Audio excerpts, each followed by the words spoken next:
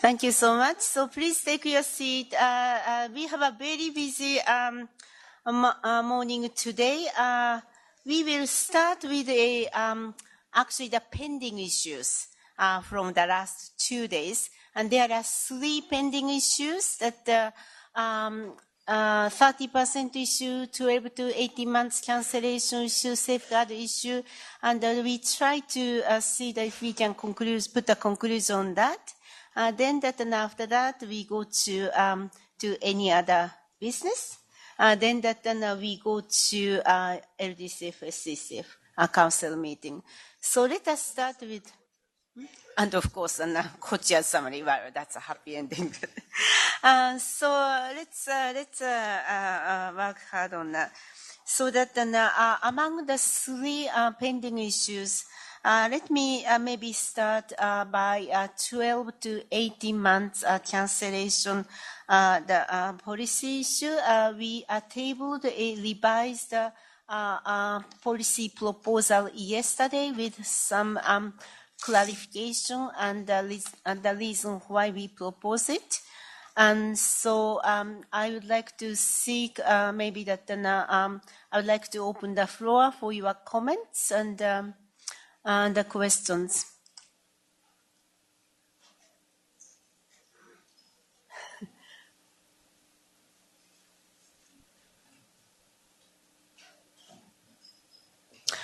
Apana, please.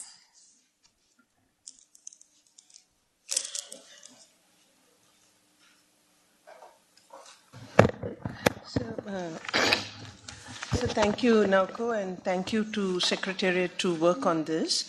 As I understand now, as of now, currently the position is that if the proposal is not submitted within 12/18 months of the work program being approved, if it's not submitted, it will get cancelled. What we are now proposing is that if it is not endorsed by the CEO, it will get cancelled. That is what I understand. Is that the situation? Or we will try to move for endorsement by 18 months. I will use 18 months instead of saying 12/18, but I mean the same. So my request will be twofold. One, in the decision, we should be able to reflect that we take into account the freedom of choice and the specialist or specialized skills that may be required for particular projects to be recorded in the decision. So freedom of choice of the countries and the due consideration to the specialized skills. We are supportive of this move to speed up the processes so that the money that has been earmarked for various projects can be utilized as soon as possible. So we support this, but we would like this clarification to be made in the interest of, keeping this on record. The second issue that, or a request that I have of the Council is to kindly consider articulating and documenting the need to have a portal working efficiently. Naoko has already committed that she wants to have this portal up and running in an efficient and effective manner. I believe that it is in our interests as council members to have this portal running efficiently within 6 months. It should allow not only the agencies, but also the OFPs and council members to track the progress of the various levels through which a proposal is processed. That will help in 2 ways. Of course, a general increase in transparency is always in the interest of a partnership organization or a publicly funded organization. Second benefit also, which I believe may be useful to our overall objective of having a quick processing, is that everybody can see where their proposal is. They can take necessary advance action to expedite the proposal. It will help in the overall lubrication of this machinery, in addition to providing transparency. So this is my proposal, that both these items should be recorded in the decision in appropriate language which will reflect our requirements. Thank you. Thank you, Apana, for your support. Are there any? Marita, please. Thank you. I can be short. I can support Aparna's suggestion. Thank you. Stefan? Thank you. We can also second the proposal made with the reasons explained by Aparna. I think it's a very valuable way of enhancing transparency and taking away the fear that some countries may have that they get axed off. Thank you.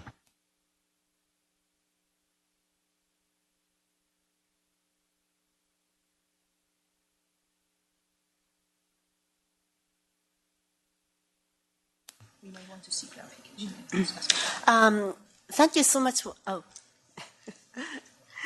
Laura, please. Gracias. Thank you and good morning, everyone. We too would like to support the position and the reasons just given by Aparna. We think it's important to take all of these issues into account, all of this with a view to increasing efficiency and transparency. Thank you. Thank you so much. Thank you so much for this predominant to be supportive voice. I'm very happy to really get this consensus. I just want to make sure that if we understand Apana's first point, second point is easy because I propose it and I know exactly what I meant, and I think that it seems that you all also understand what we are proposing. It's basically this new portal provide the information that where ball is, that is this with me or is this with agencies, and then that it's, sometimes there is a back and forth, and so the country should know that where the ball is, so that right now that the portal is still kind of being improved, and then our determination, the commitment is to make sure that as soon as possible that the OFP and the council members does have access to the portal. That is our commitment. I try to understand your first point, Apana. If you could just maybe clarify one more time, so that we can reflect on either the language or that another proposal or highlight anywhere. Could you please? Yeah. If there is a cycle, right? And countries are preparing their portfolio, their selection of agencies, etc. So we are guided by there are two parallel things that are going along, right? One is our dependency ratio, now new word, right? That's a separate item. And this one is the processing. Both actually play off each other, right? Because if you find that you have reached a particular level, then you will have to start again with somebody else, right? So that will also lead to some delays. And that is not the result of the country's choice, but it is the result of a kind of cap that we have.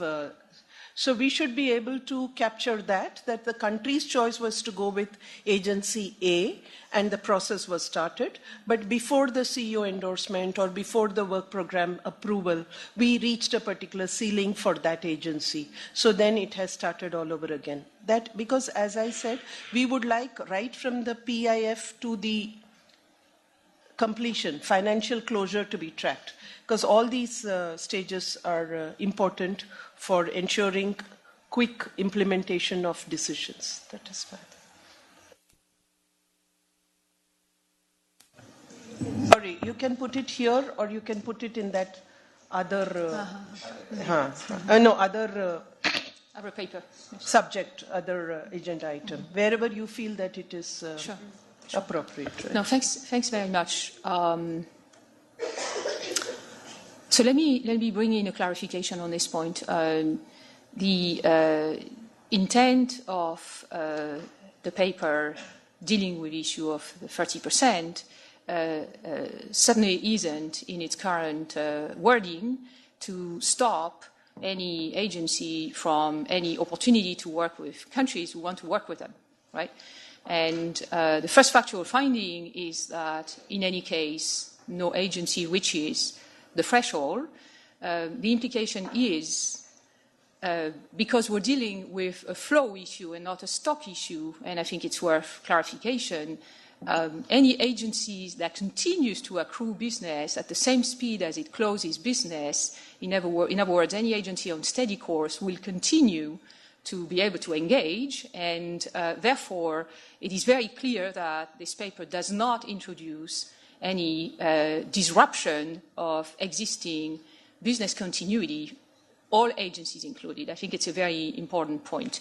Countries indeed have a full choice to engage with any agency that they want to engage with, and any agency can be a lead agency, and no country should be penalized in its capacity to develop projects from this. In addition, there is a proposed time frame for further metrics and analysis, and there's a proposed time frame for Council to pass views on what adequate implications might be, and that needs to be a Council decision. So that's the intent, that's the content, and we could find words to clarify this if there's a wish to do so. But this, I want to very much clarify that there is no contradiction to that expectation anywhere in the documentation, so that agencies and countries alike hear the same message. I think it's a very, very important clarification that you're bringing to the understanding here. Thank you.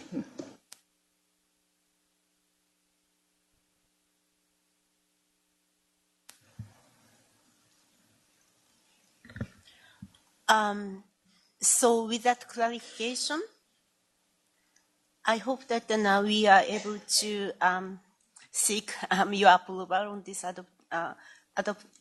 to seek your approval for adoption of this agenda, a proposed policy.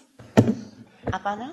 And just not to prolong the matter, but the commitment to have a up and running, fully fledged portal by 6 months, you will put it in the resolution or in the highlights? Where will you like to put it? Where would it be appropriate? Thank you. We'll do so. So thank you so much for the approval. So let's go to the next agenda item, which is the 30% issue. Here, I proposed that yesterday agenda, our proposed revised proposal, which added this working group. And because the reason was that we have here a lot about there's some people who really do and I want to add more, and then the people who do not want to add more, so that we thought this is the most constructive way to protect our resolution of the replenishment. But that is the reason behind this proposal. But if you could just maybe share your thought about this proposal, I would be very much appreciated.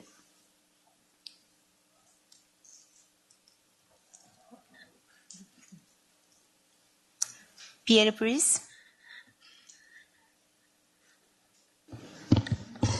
Thank you, Madam Chair. I'll be very brief, just to say that I will not repeat myself from what I said yesterday, but from this chair's perspective, it is really necessary to enrich the language on the implementation of the 30% threshold. And again, if we could incorporate a few words saying that the working group that is about to be constituted to work on the concentration risk issue will also work on how we operationalize the 30% threshold.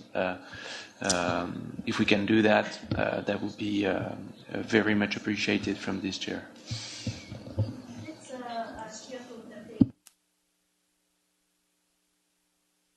Okay, thank you, Apiel. Let's hear from the table. The Ruel, please. Thank you very much, Madam Chair. 48 hours ago, we started the conversation looking at this specific issue. And just to remind us that we deliberated long and hard about the level of reporting by members of the partnership in terms at the mid-term level and at the terminal level.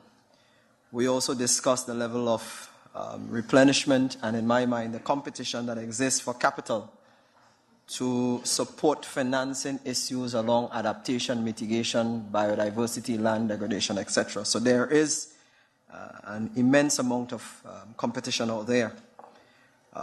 The question in my mind still remains whether or not there is a direct correlation with the GEF concentration by agencies and the quality of the portfolio in terms of their reporting. We still contend that the 30% is still too high, but we are prepared to support the 30% initiative on the basis that there are other initiatives being undertaken to drive efficiency, to drive transparency, to drive improvement in the quality of the portfolio, including the ability for operating focal points in the various constituencies to be able to interlock with the GEF Secretariat on the status of projects, etc., which is a welcome initiative as put forward by our colleague from India. So we hereby lend our support, but we still want to note that we believe 25% would have been an ideal threshold, but we would support the 30%. Thank you. May I call on Marita, followed by Apana? Thank you. We are fine with the amendments. I'm just taking the floor to ask about the working group. Will we express interest by email, or because I think we would be interested in participating in that work? And just also to say that we are fine with the French proposal to add the issue on dependency to the working group in addition to concentration. Thank you. Thank you. Apana, followed by Abdul Kadra. Thank you. Okay.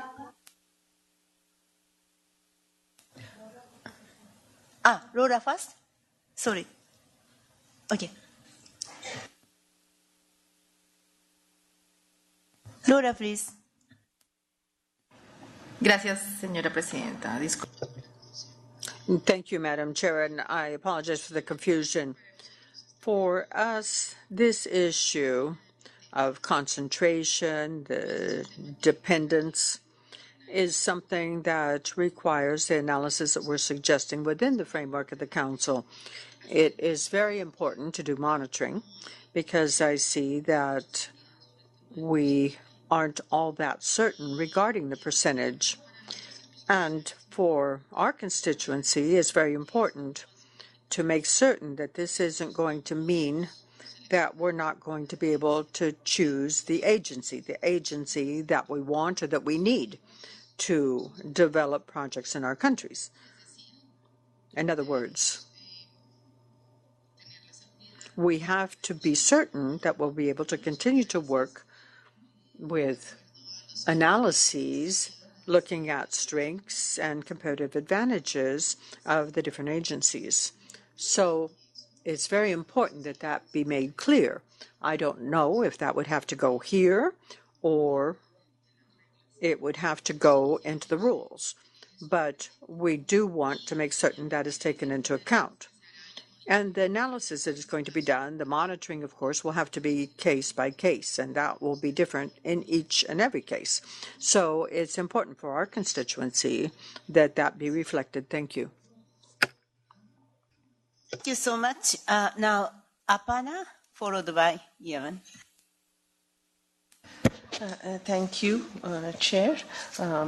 I would like to support the suggestions made by Ruel and, in fact, what has now been mentioned by Laura. We would like that the report on progress of the application of the 30% ceiling be done on an annual basis, so that, again, in the interest of transparency, that council member knows how this is proceeding, rather than waiting till the 61st council meeting, which is in 2021, where we will get a more comprehensive report of progress as well as lessons learned. So I think we need a rolling report, at least on an annual basis. I would also like that, as suggested by Pierre Olivier and supported by Marita, that the operationalization can certainly be considered by this working group, because the working group is to submit its report by 56th next meeting, so it will not delay the implementation of the decision to apply the 30% ceiling. At the same time, the Secretariat will have the benefit of the views of the working group on how to weave in the concerns regarding the freedom of choice of the countries and ensuring the quality of the project. So these are the two trade-offs that have to be taken into account. So the Council may like to consider. I would support this, both these suggestions. Thank you. Thank you, Aparna. May I call on Abdul Gadel, followed by Munenari. Thank you. Yesterday, I contacted with the West Asian group. The decision will affect of our countries, so they not agree for this decision. But when we review of an edition. Okay, we can agree for working group, no problem. But without French proposal, okay, because I think French proposal not we not agree with that. Thank you. Thank you so much. May I call on Munenari, followed by Kojura. Thank you, Madam Co-Chair. I'm okay with reviewing the application of the existing 30% cap as a means to deal with the dependency risk. At the same time, I also feel that we should do so in such a manner that will not require an amendment of the replenishment resolution. Thank you. Thank you. May I call on Kojura, followed by Mata. Well, I think we all see that there's a lot of valuable points to not revise, but maybe think about how to better put what actually was our intention when we within the replenishment resolution. And we will take some time, as this discussion shows, to get to a clear result how we are going to proceed on this. I would, however, like to encourage you to keep in mind what was actually our idea when we set up this 30%. And our idea was actually to reduce the risk for the GEF to be exposed to only few agencies in their program. So.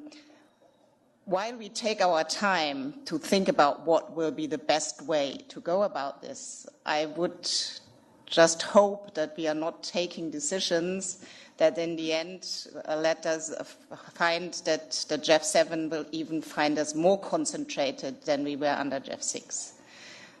So whoever is going to take this up in the working group and whoever is taking decisions in between, I think we should be keeping this in mind, and I would be very happy about having a regular report on how this is developing under the GEF 7 program.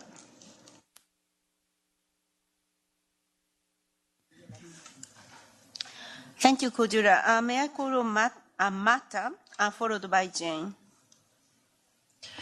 Gracias, Presidenta. Thank you. The Southern Cone constituency agrees with this proposal in principle, with the understanding, we understand what the initial objective was, and nonetheless, we think, as we have seen in today's discussion, there's still a lot to be done. There are several aspects that need to be spelled out, and our constituency would like to participate in the working group that is going to be in charge of nailing down all of these different dimensions and all of these details. Thank you. Thank you. May I call on Jane, followed by Ari? Thank you, Co-Chair. My constituency shares the views that have been expressed by Aparna, Laura, and Ruel, and want to reiterate that in a region where only a few agencies operate, it is really a challenge for us, and we have some concerns about the cap. Thank you. Thank you so much. May I call on Ari, followed by Shaibo? Thank you, Madam Chair. I think our constituency is really supporting the intervention made by Aparna, and then, if it is already there on the GEF 7 replenishment, and then the wording about 30 sailings, but we would like to have the annual report on the progress instead of waiting 2021, and then also our constituency would like to be part of the working group, because half of the countries in our constituency is from the least developed, and they really express their interest to be part of it, considering the ownership and then also the freedom of choice of the implementing agency. Thank you. Thank you. May I call on Shaibo, followed by Peter? Oh, you. I'm sorry. Thank you, Madam Co-Chair.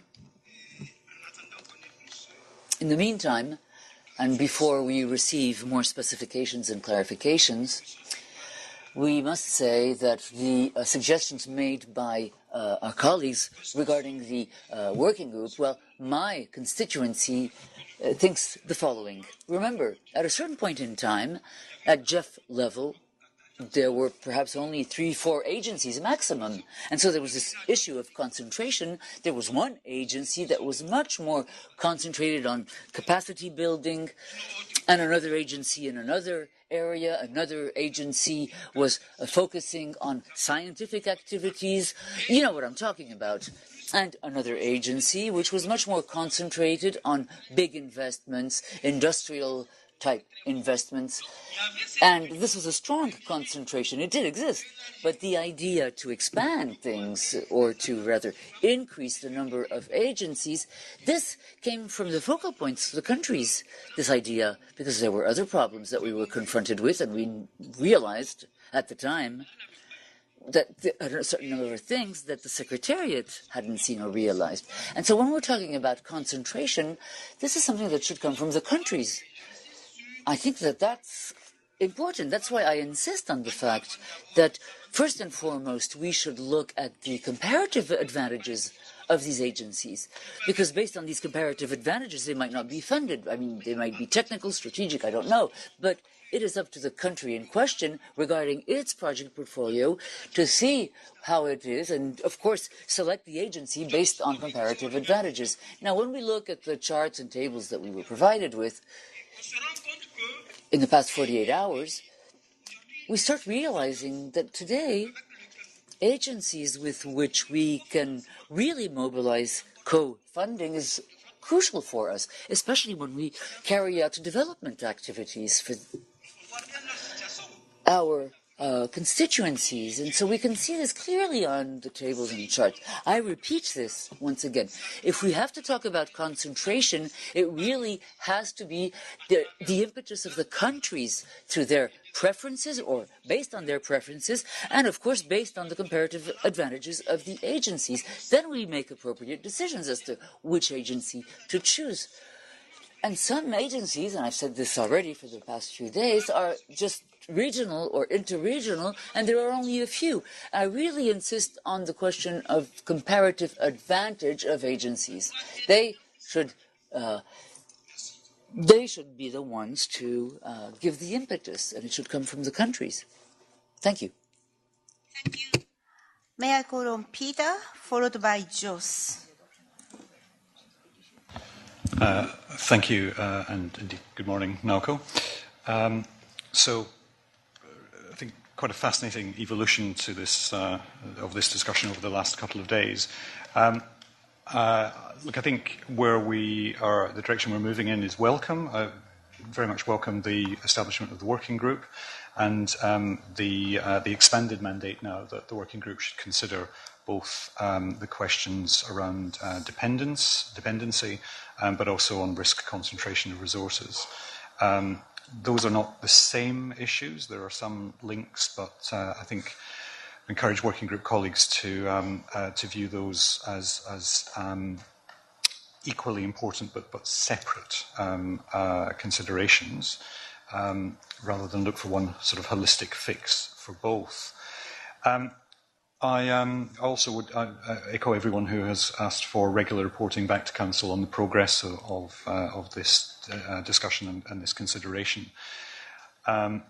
Yesterday I, reflecting on the recommendations from the GEF 7 replenishment discussions, I felt that in retrospect neither the intent nor the metric nor the methodology was clear. And that had come through in the paper that the Secretariat dutifully provided. So I think we have an opportunity through the working group to, I think as Cordula said, also to clarify the intent of these metrics and any structures that we put around them. So we should be conscious of clarifying the intent as well as any metric or methodology. I give very, very firm support from this constituency to those who have spoken of concerns at the country level. Jane, Aparna, Roel, many have spoken about the consequences of an ill thought through recommendation at the country level, and I'd like to associate myself very firmly with those concerns. So this puts a premium on the work of the working group to take that as a principal consideration. The objective, of course, I believe, should be not to simply not simply to apply an arbitrary measure and then work out what that will do to the partnership, but rather to come at it from the question of getting the most out of the partnership, to maximise their ability to deliver environmental benefits across all the countries that we are engaged in, recognising that different agencies have different footholds in different regions, and different agencies bring different benefits to the goals that we pursue. So getting the most out of the partnership should be the focus. We want to encourage and not disenfranchise members of the partnership and the agencies.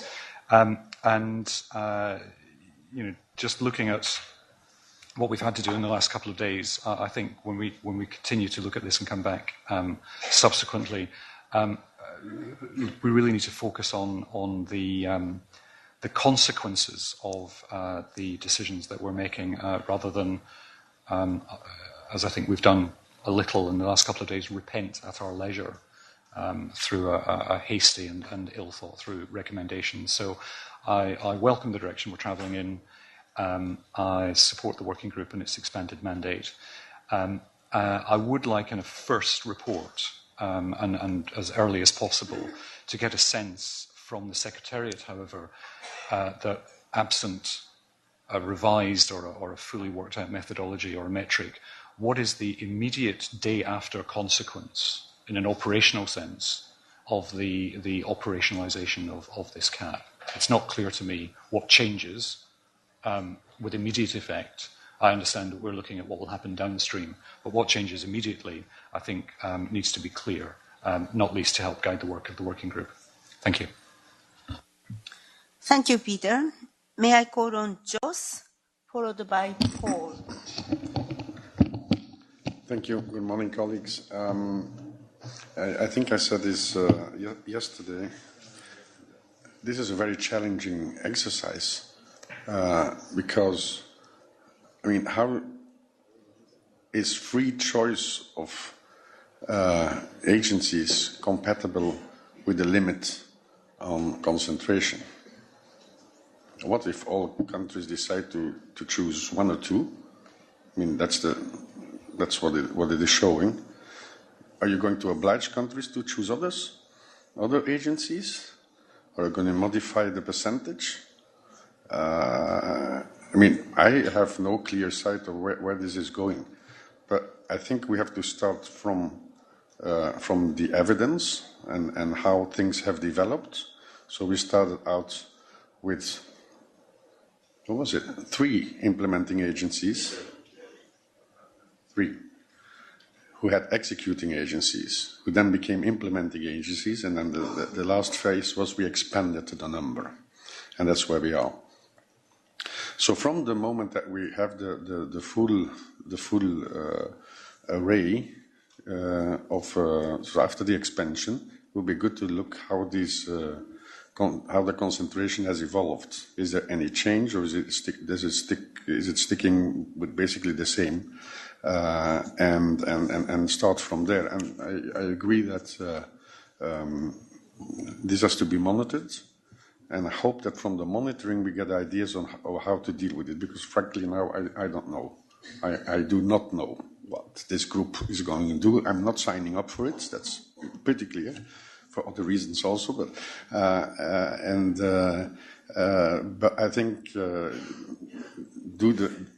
best is to see if there's any trends that you can see from the current situation over the last, 7-8 years or so, and then I agree that but it's a separate issue. The 30%, the over-dependency, is a separate issue. But I think that yes, in order to operationalize that the same group can look at it, and also keep an eye on the rest of the policy recommendation. Because I mean, as was very well said by a colleague from Niger. And it's in the policy recommendations, update the comparative advantage, because that is what I think that must be the clue, or the clue will be in that, in order for countries to have a more diverse choice to choose more diversely, better said. But we cannot deny that some agencies are omnipresent or almost omnipresent, and others are rather regional, and there is something inherent in that system that you cannot change just like that.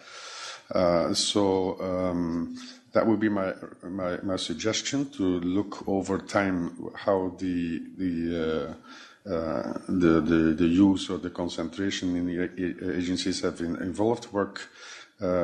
Really update, clear the comparative advantage, and yes, we heard the call. Countries want to have the freedom of choice, and I think they should. And then see how we can make good suggestions on this. Thank you. Thank you, Jos. May I call on Paul? Merci, Madame la Présidente. Tout d'abord, Thank you, Madam Chair. First of all, I want to thank the Secretariat for making this amendment, because you're going to work on this issue more with the working group. When it comes to my constituency, I have a question which is not clear to me, and I want to give you a practical example. This year, let's say we choose an agency.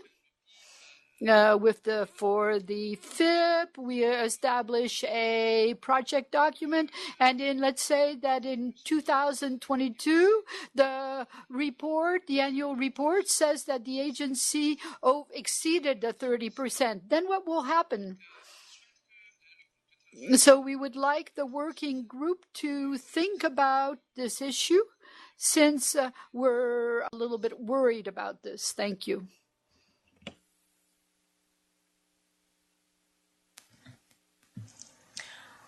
Okay, I think Laura. Gracias, Naoko. Disculpas por tomarla. Thank you, Naoka. My apologies for taking the floor again. Only to say that my constituency would be interested in being a part of this working group. Thank you. Okay, thank you so much. I think that we hear from all of you, and it seems to me we were going into kind of one direction, the consolidated direction, which is a very good news to me. And apparently there are a few important points. One, to me, and I hope to you too, the one most important thing is that we would like to want to maintain the integrity of the resolution. And seems to me that everybody does agree on that. So that's a very good news. So that the second thing, the working group seems to me acquire a lot of support, which is also good news, and because there are a lot of interest on two things.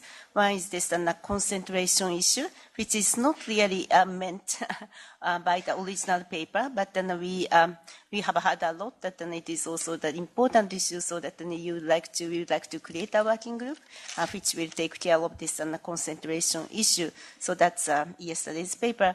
We hear from you and today that the French proposal of also that the working group can think of that and how this the dependency measure to be actually applied, and then also that monitored, so that the working group can also think of potential consequences. Seems to me that it also has a good support. So I would like to actually say that with that, we may be able to adopt a revised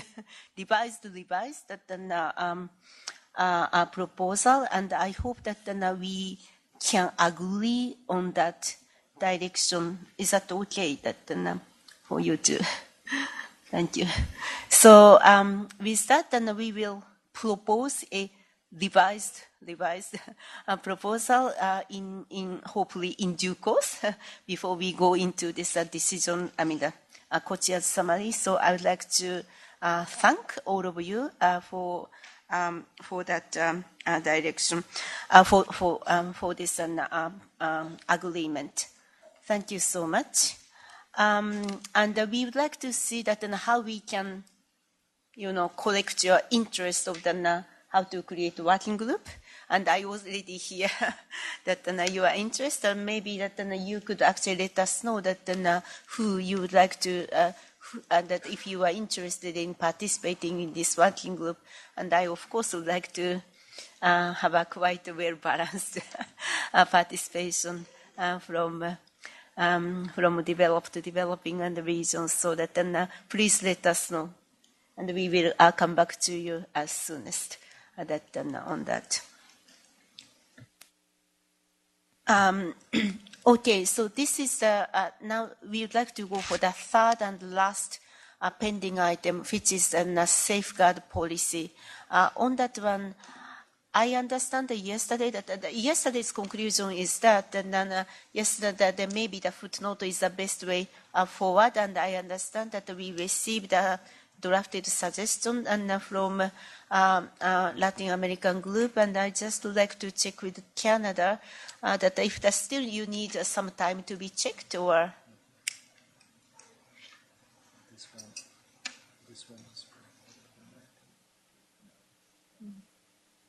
going back to?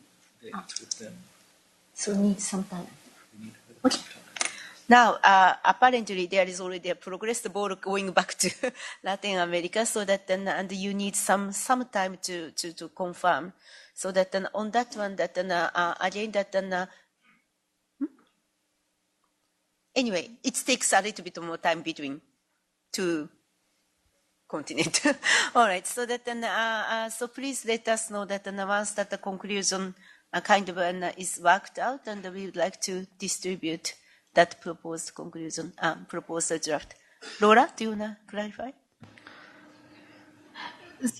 Yes, thank you. Only I want to know, I have not the Canadian proposals in my email yet, and I think that the Southern Code also sent something else. We need to look into that. Just a few minutes. Thank you. Thank you, Stefan. Thank you. We don't know exactly where the discussions stand, but we would like to flag one point that by reading it again last night, we noticed could create more problem than it solves, and it's in the new paragraph, the second one, where it says, inform the Council of possible non-compliance. Possible non-compliance, everything is possible, as we know, and therefore you would have to report on that very early. I think what was intended is that we would like to hear early on before the bomb explodes. So I don't know where the creative language is. The easiest is always to strike out adjectives. Méfiez-vous des adjectifs, as the French said. But you could also say, excuse me, evidence of possible. I mean, but I'm happy if we just, excuse me, happy to just strike out possible, but keeping in mind that we would like to hear, as things are boiling up somewhere, that we would like to be informed early on. If, you know, creative minds like Joe's, probable, at least 50% probable, whatever. Thank you. Apana? Is that your friend? Oh, sorry, Carola. Yeah. Thank you, Naoko. Just speaking to this point about the word possible, I think Joe spoke about that yesterday very eloquently when he underlined that this formulation leaves a constructive ambiguity that gives you room to interpret what is possible enough to inform us and what is not. And we think that this is a responsibility that is led or is put on your shoulders in a very good way. So we're actually happy with the drafting as it is. Drafting means possible. Yeah, Joss, please. Well, in my reading, if the intent is to have a sort of early warning, then you need an adjective, because if not, you're only going to announce when the bomb has exploded, right? So, in that sense, I think possible or probable or imminent or what have you would do the job. If you don't use an adjective, then you're just announcing a fact. And I thought this was meant to sort of try to avoid it when there's a danger of non-compliance. Peter? In an effort to, I agree with the previous points. I wonder if we could replace possible with suspected. The Secretariat is obviously across the standards, and if the Secretariat suspects, based on its review of those standards, that there is non-compliance, then I think the Council would want to know of suspected non-compliance. Joss, do you want to come in? Yeah, thanks. The word probable implies foreknowledge as to an outcome. and I don't want to ask the Secretariat to guess as to an outcome or to prejudge it.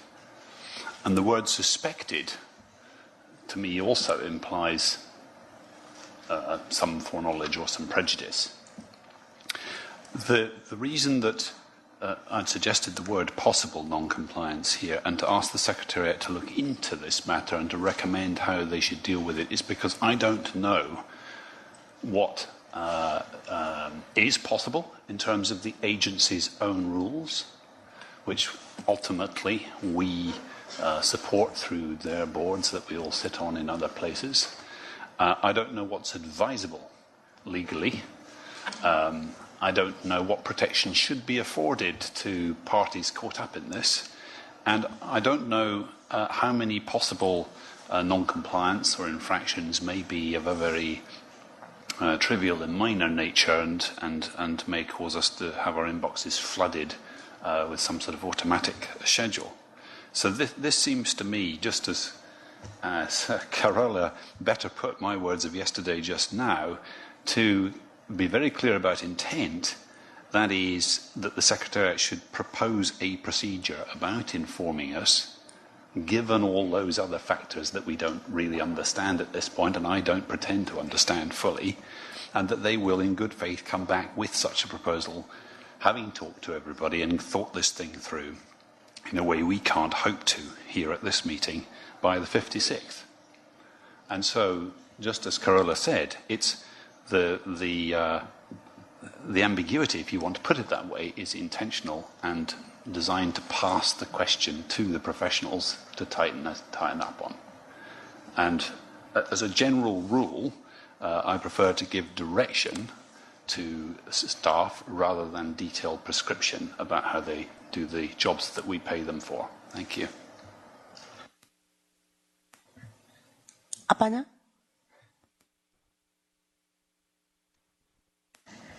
I would also like to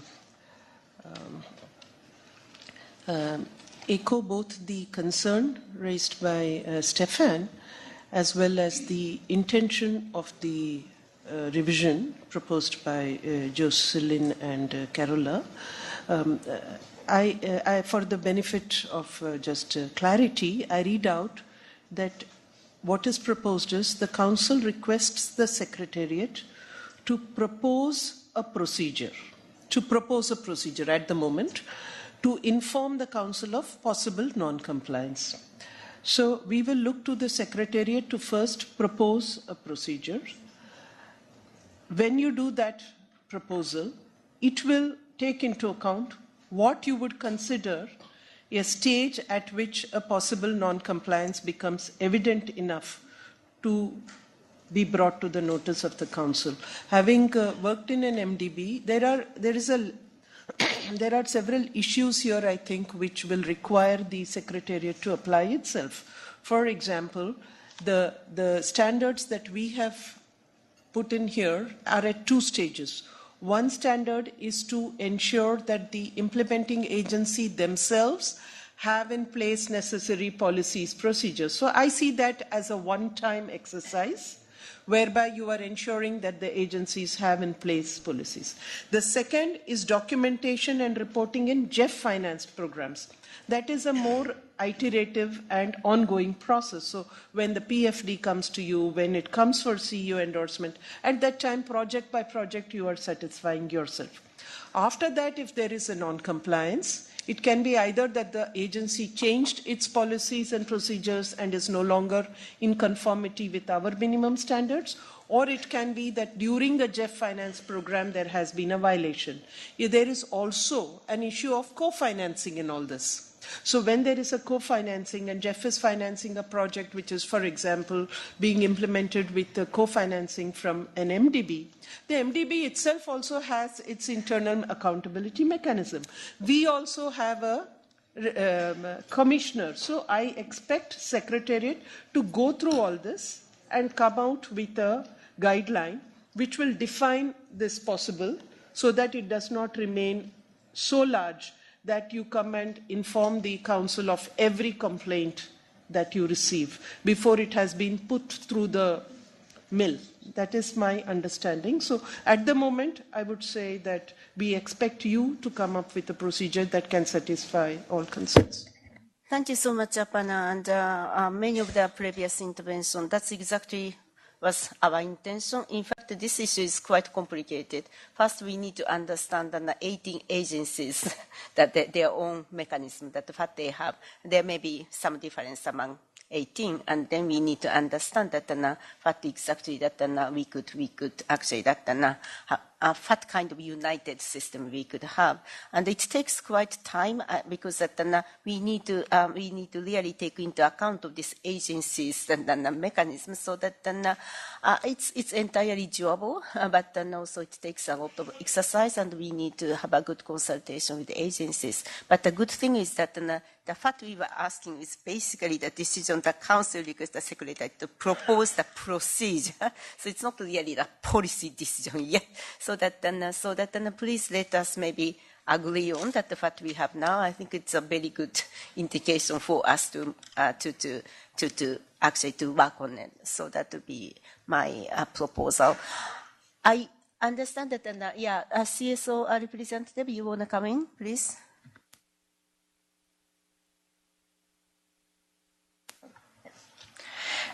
Good morning, everyone. Thank you so much for this opportunity. Our intervention is focused in the issue regarding the term Indigenous Peoples in the document on environment and social safeguards. We would like first to thank to the Secretariat and all who has worked in the definition of Indigenous Peoples in the documents. However, this issue is under discussion for more than 20 years in diverse UN forums. And in the international agreement, there is not agreement to a definition, because the situation in different countries is it was very difficult to get an agreement to have a definition. The agreement is not to have a definition.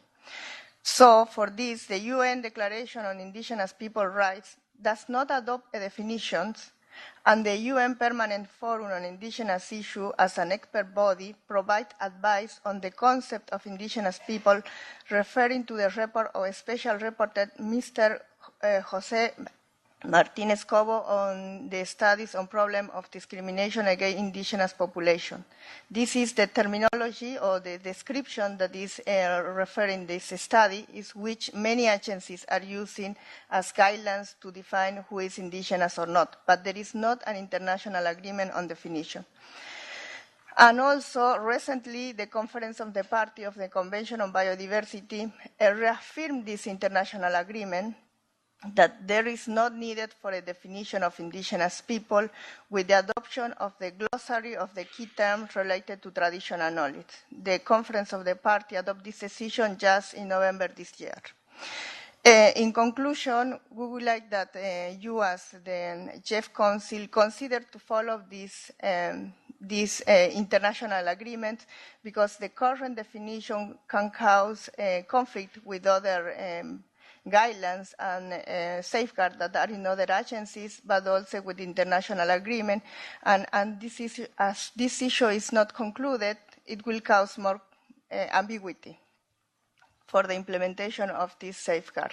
As you know, the biodiversity is in indigenous peoples' territories, the high biodiversity is there, and we want that these safeguards is really a tool to avoid conflict and save the biodiversity for all. Thank you. Thank you so much. Is that Apana? Yeah? I'm sorry to come in again, but I just want some clarity. We have added a phrase at the end of the first paragraph of the revised resolution, noting that it applies to all agencies. So I understand agencies are implementing agencies, right? Those 18 of them. And the executing partners under their supervision. Now, the executing partners are not defined in this policy. There is a word GEF partner agency. which is defined as means an agency eligible to request and receive GEF resources directly for the design, implementation, and supervision of GEF projects and programs. So instead of having the word the executing partners under their supervision, which would include the departments of governments, which is not the practice in any multilateral agency. If your intention was to include the GEF partner agency, I would suggest that we draft it as follows, noting that it applies to all agencies and GEF partner agencies, full stop. I do not believe that the intention is to apply it to like the Forest Department of India or whatever. I don't think that can be the intention because, as you know, all these apply to the implementing agencies, not to the countries directly. So executing partners under their supervision, there is nothing defined in our policy. The word GEF partner agency is defined. So we can have, it applies to all agencies, which I believe is implementing agencies, and the executing partners under their supervision, we should use the word GEF partner agencies. Or else all GEF partner agencies, full stop. I mean, even for the bank, we don't apply the policies to the governments. The policies are meant for the bank.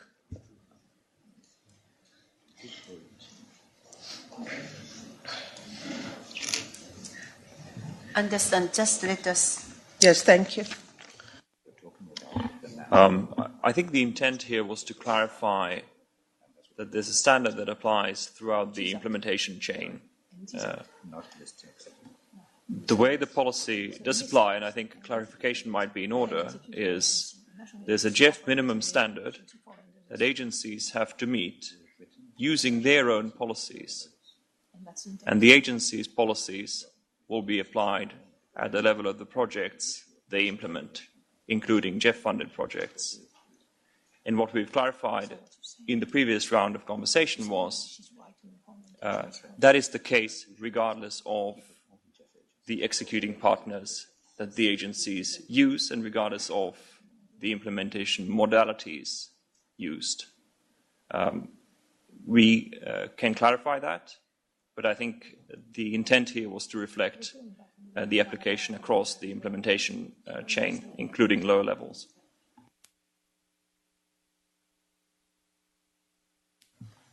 Apana? Nauko, I understand what has been just said. I want to make it clear that always the standards are applied to the implementing agency that we finance, and it is the responsibility of that implementing agency to ensure that the project is executed or implemented in line with those standards. We do not apply our policy to executing agencies. Even when, for example, the internal accountability mechanisms investigates non-compliance, they investigate the implementing agency. That is, for example, in IBRD, they investigate the management, not sovereign governments and their agencies.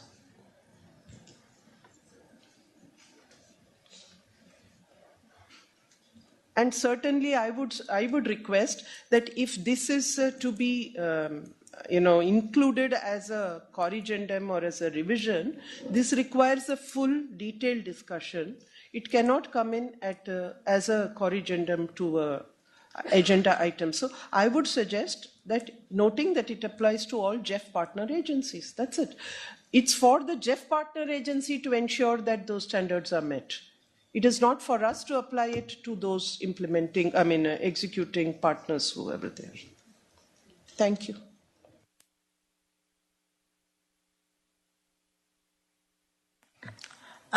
Is it Anna?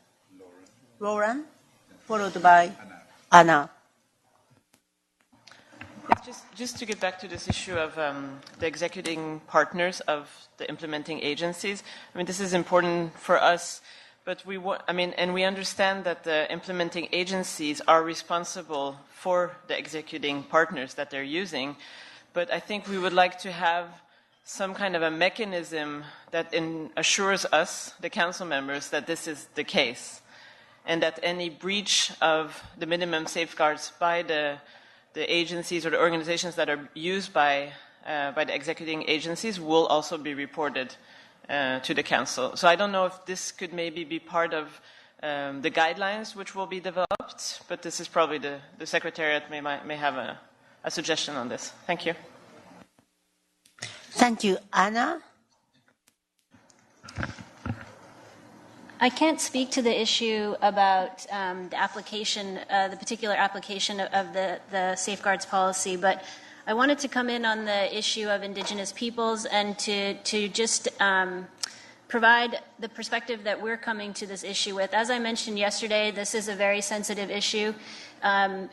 It is very true that there is no internationally agreed definition of Indigenous peoples, and so the effort that we're making right now is to come up with a footnote that would be added to the glossary and to this particular term that would highlight the fact that there is that the application of this definition in the policy is only to the policy itself, and that also we are proposing that there is language that would be included from the UN Declaration which indicates that Indigenous peoples have the right to determine their own identity or membership in accordance with their customs and traditions.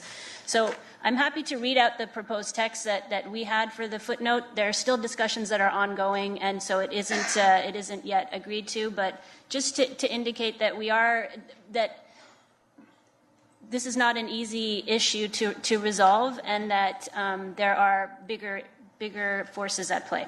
So, thank you. Thank you. Could we just focus on this supply chain issue first before it goes to Indigenous people? So the important question raised by Aparna and policy intention raised by Lauren. Do you have any other intervention on this particular issue? Others are all about by IP. No, because we have also the lawyers' legal opinion about it, so maybe we could ingest it. Yeah. So maybe we can bring the Maria, our legal counsel, on this legal interpretation on this one.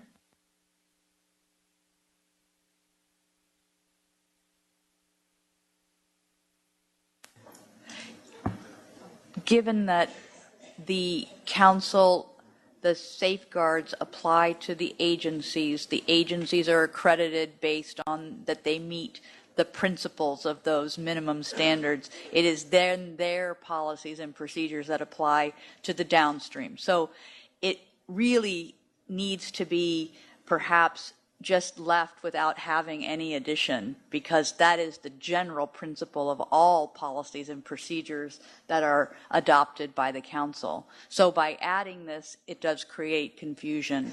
My recommendation would be to delete the part that has been added currently.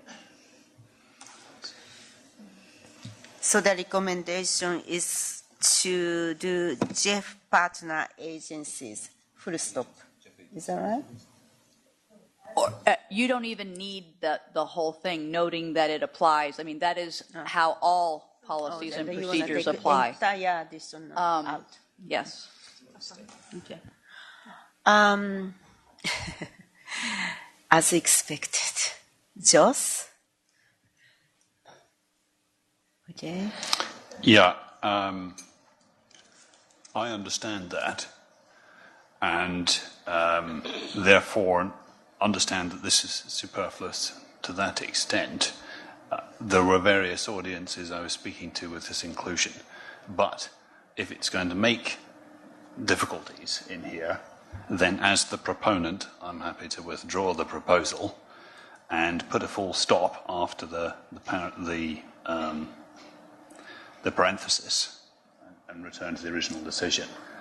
If that then calms everything down and allows us to move on, then I'd be happy to make that withdrawal. Okay.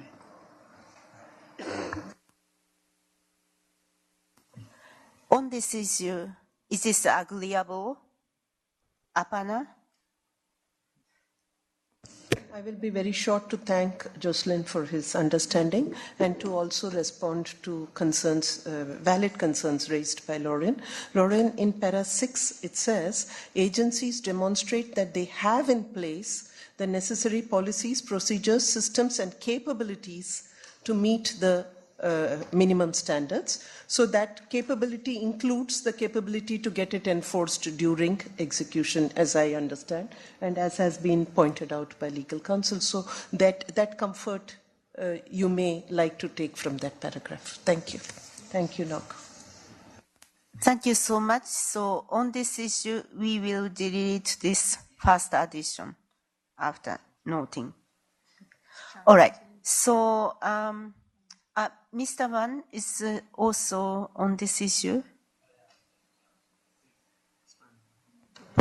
Since I think we got the understanding between Aparna and the Secretariat, I think, to me, there's some sort of risk of ambiguity in the future if there's something wrong happening in the implementation of the project. So who's going to shoulder the responsibility? So this is, I think, something raised by the concerns raised by Aparna. So, well, anyway, I'm fine with the current. Thank you so much. So I think now the remaining issue is this IP. I think it may need still time. So let's park IP issue here. Right, so that then we may come back anytime soon. So we want to conclude this pending issue session. Thank you so much for your collaboration. And we want to go to any other business. And under here, I think we have 3 things. One is a sustainability paper, then sexual harassment from Carora, then dates. All right.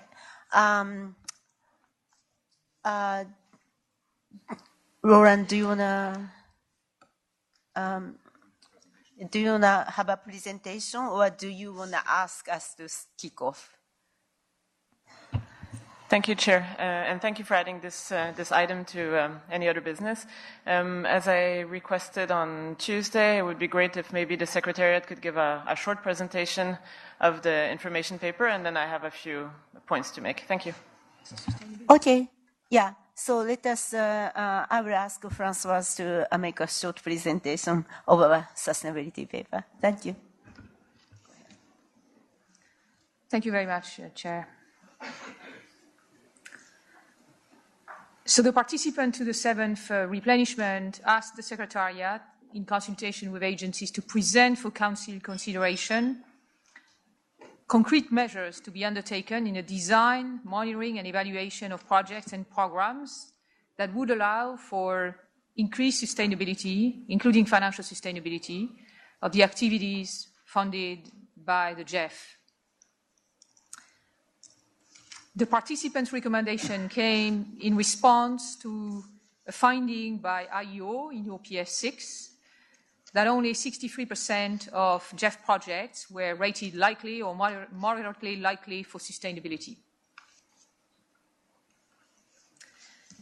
So in response, we have proposed and prepared and proposed a paper that explores the latest IEO evaluations of the sustainability of GEF projects and programs, which looked at associated limitations and areas requiring additional analysis, as well as some of the challenges and opportunities to enhancing sustainability going forward.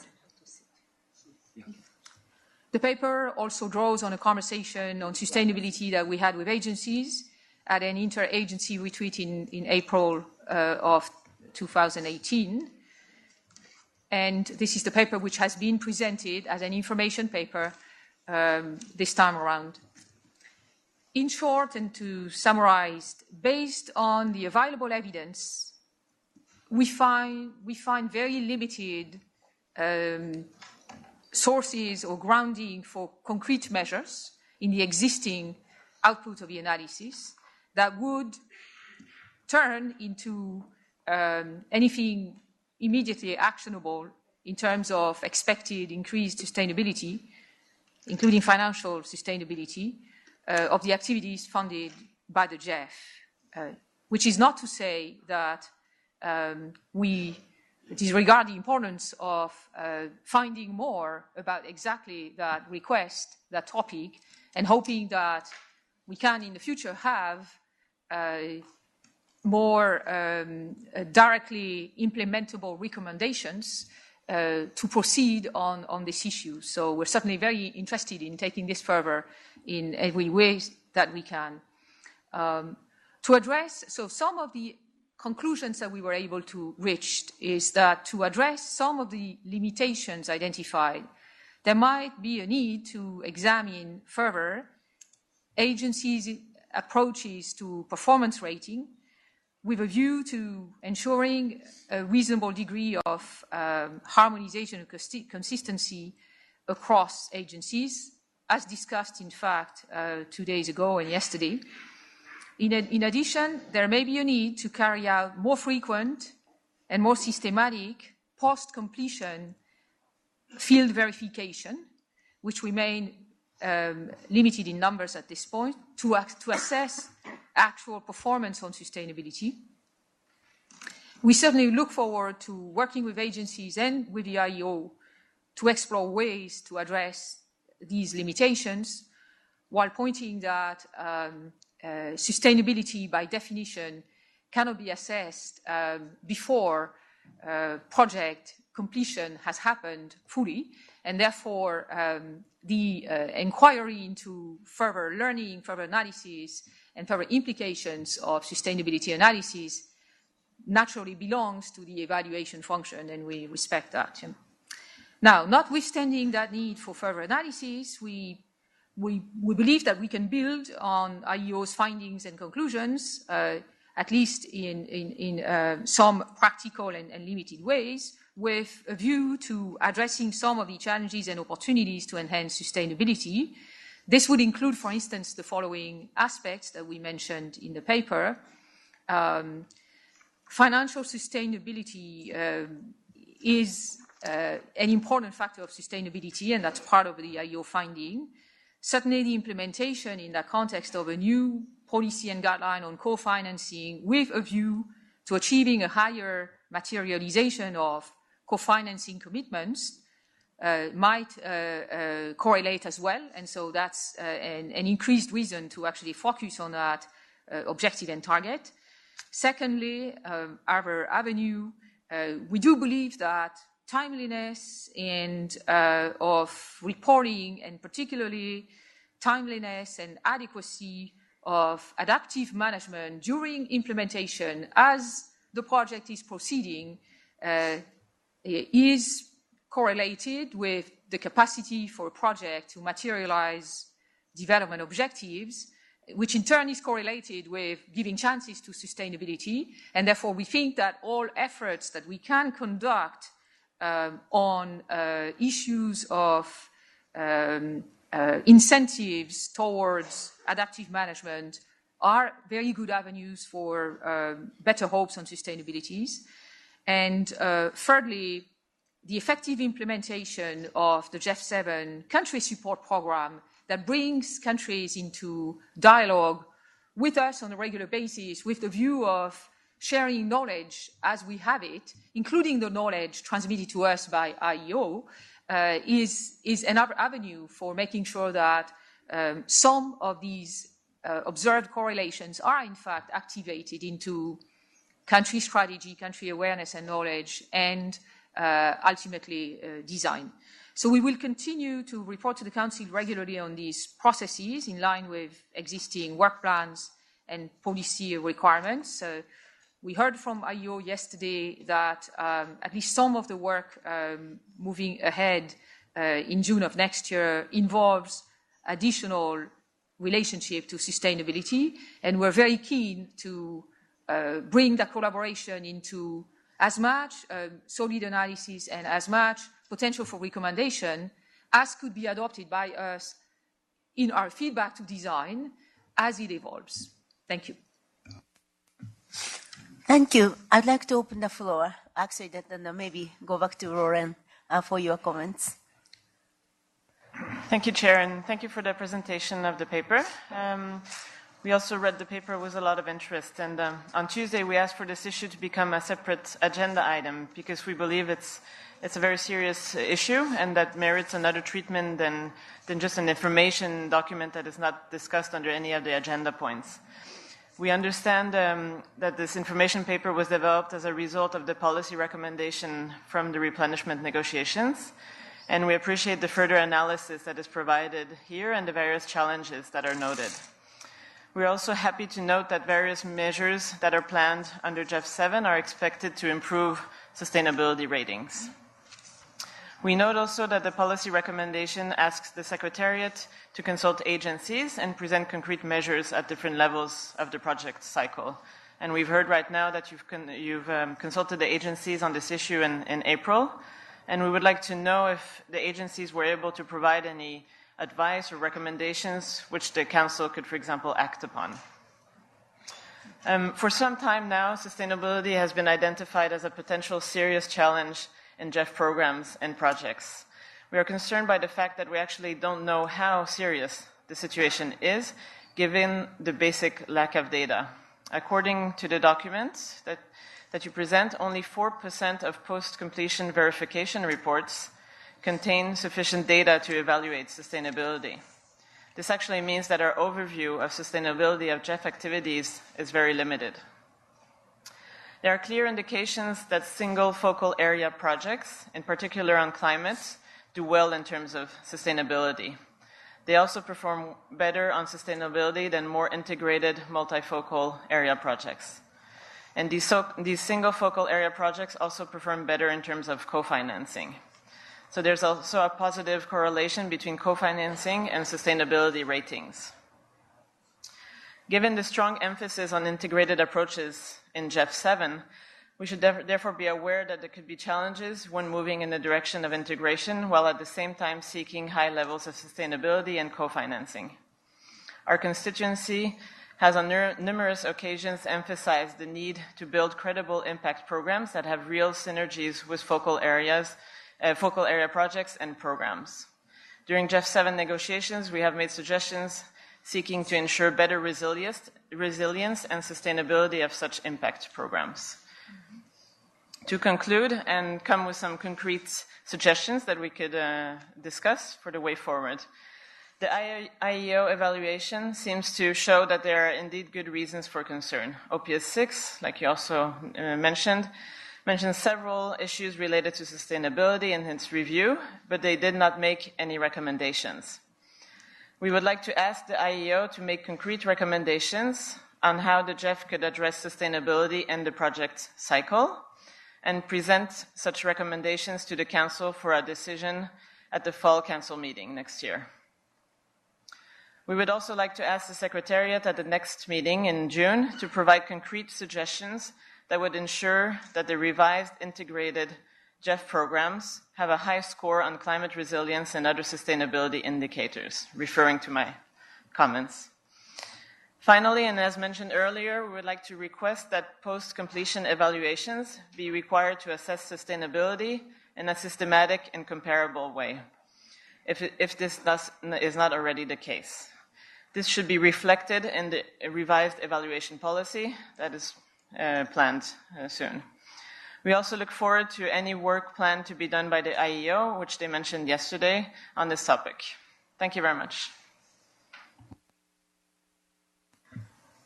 Thank you. May I call on Carola, followed by Marita.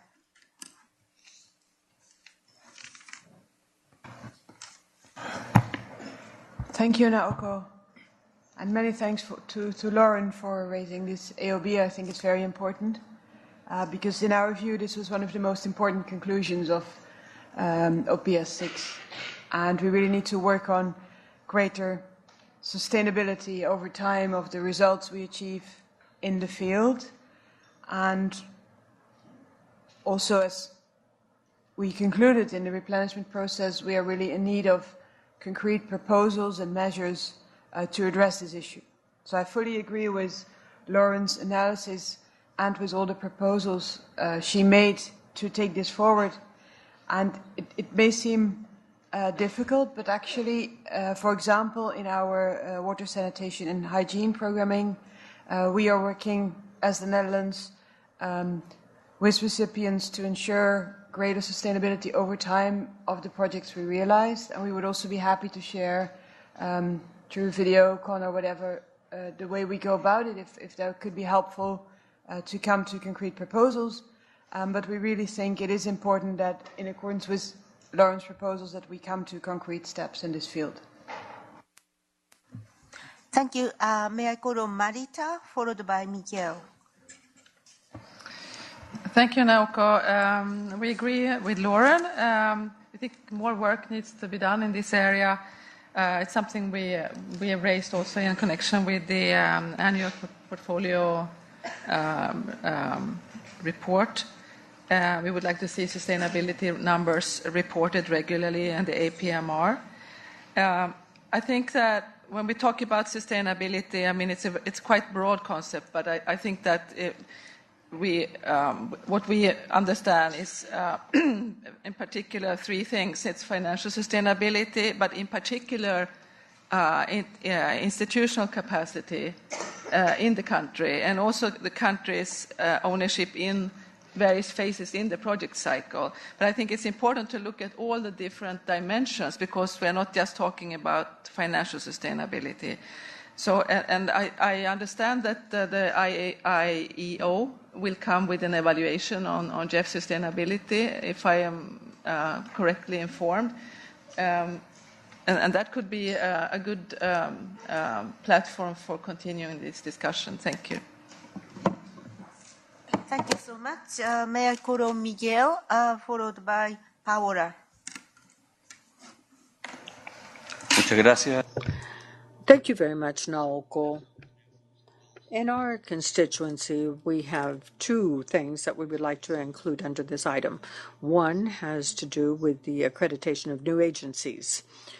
The Southern Cone constituency asked that GEF consider the possibility of opening up a new accreditation round for agencies, because new national and regional agencies in this way could be part of our portfolio of agencies that will provide access to funds, strengthen national capacity, improve results, as well as national oversight of projects. This will simplify management processes and also lower implementation costs paid by agencies. Also, we request that in a timely way we look at accrediting agencies that have been accredited under another international financial institution. That would be the case of the Green Fund and the Adaptation Fund.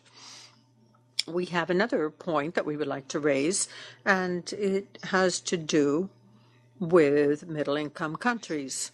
Latin American countries would like to state that since GEF is the financing agency in the area of the environment, we are subject to the policies of GEF, just like other recipient countries, and that has been expressed clearly by GEF's Secretariat.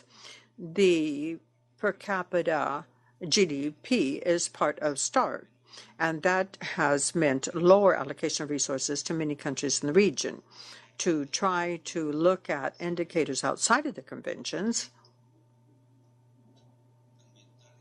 environmental conventions like per capita GDP doesn't necessarily reflect the challenges or the needs faced by our countries in the area of mitigation, adaptation to climate change, conservation, or sustainable use of biodiversity. All of this presupposes a contradiction with the overall objectives of the global GEF policies. So we would like to request that these two statements be included in the highlights of this meeting. Thank you.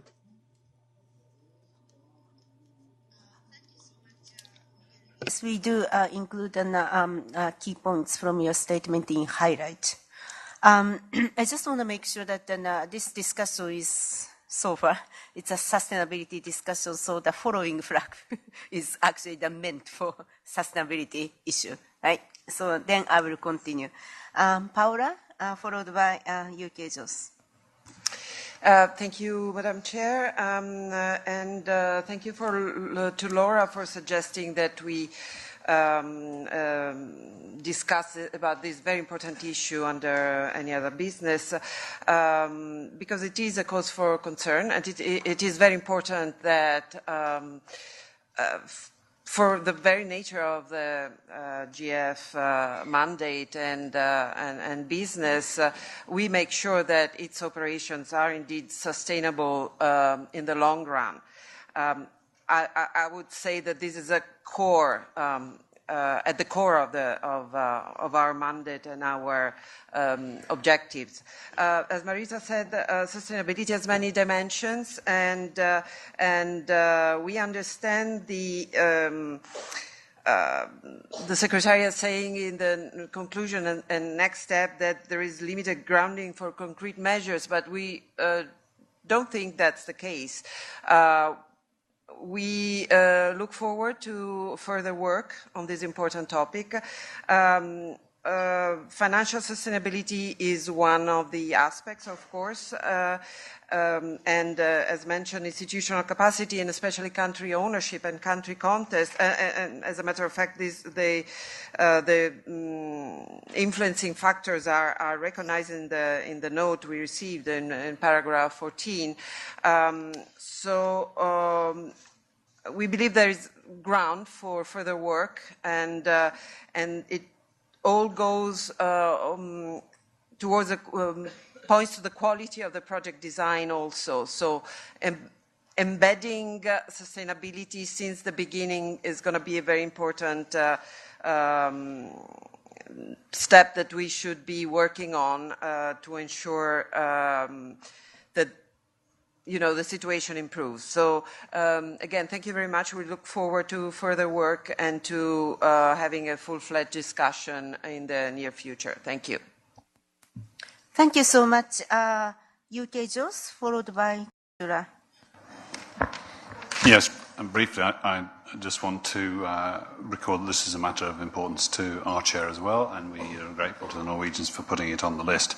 As you heard me say yesterday to the IEO during their semi-annual evaluation report, that we were looking forward to them investigating this matter further in line with the policy recommendations. And we do understand that, first of all, there must be investigation and exploration, and then there is practice, and that the cart and the horse need to be in the right order.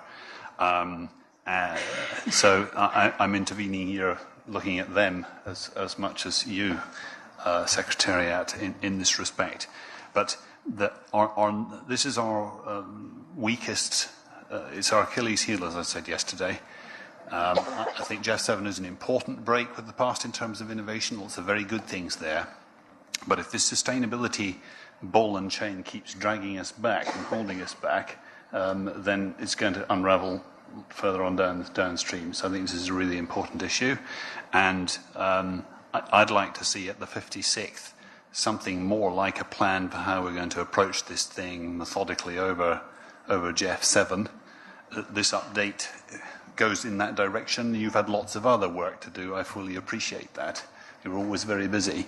But I think this is something we need to be seen to be gripping as a council and attacking in a methodical way through the process of this replenishment. Thank you. Thank you, Jos. Kodura? Just to second what has been said, I think this is an issue that was a dear one for a lot of us at GEF 7, and we should actually let actions follow the statement that we have a problem. And I believe the proposals Lauren made on having the IEO giving us concrete recommendations that result from their findings, and do some more research about where the problems actually are, and report as soon as possible, eventually for our next meeting already, on the root causes or the main causes that you have been able to find and eventual actions that could be taken. Thank you so much.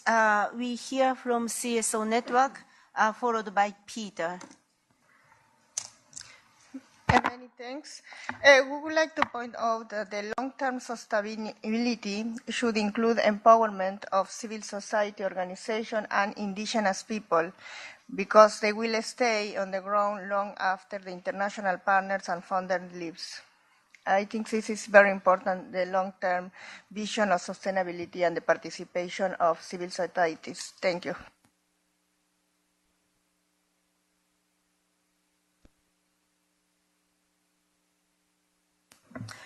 Peter, please.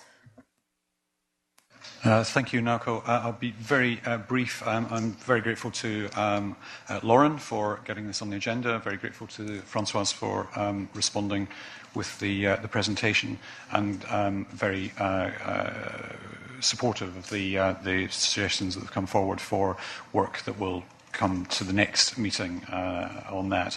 I think one thing I just want to highlight is, and it's in the paper, is the critical role that the in-country officers have to play, and particularly the operational focal points. And we've heard a lot during this meeting about using the GEF portal and using data sets and empowering the operational focal points. And I think this is, whether it's on monitoring on the way through or working with in-country partners to on early warning for sustainability risks, I think the operational focal points are very well placed to make a major contribution to lifting the sustainability performance of the GEF. And would encourage them to, embrace this agenda as actively as we at the Council are clearly doing.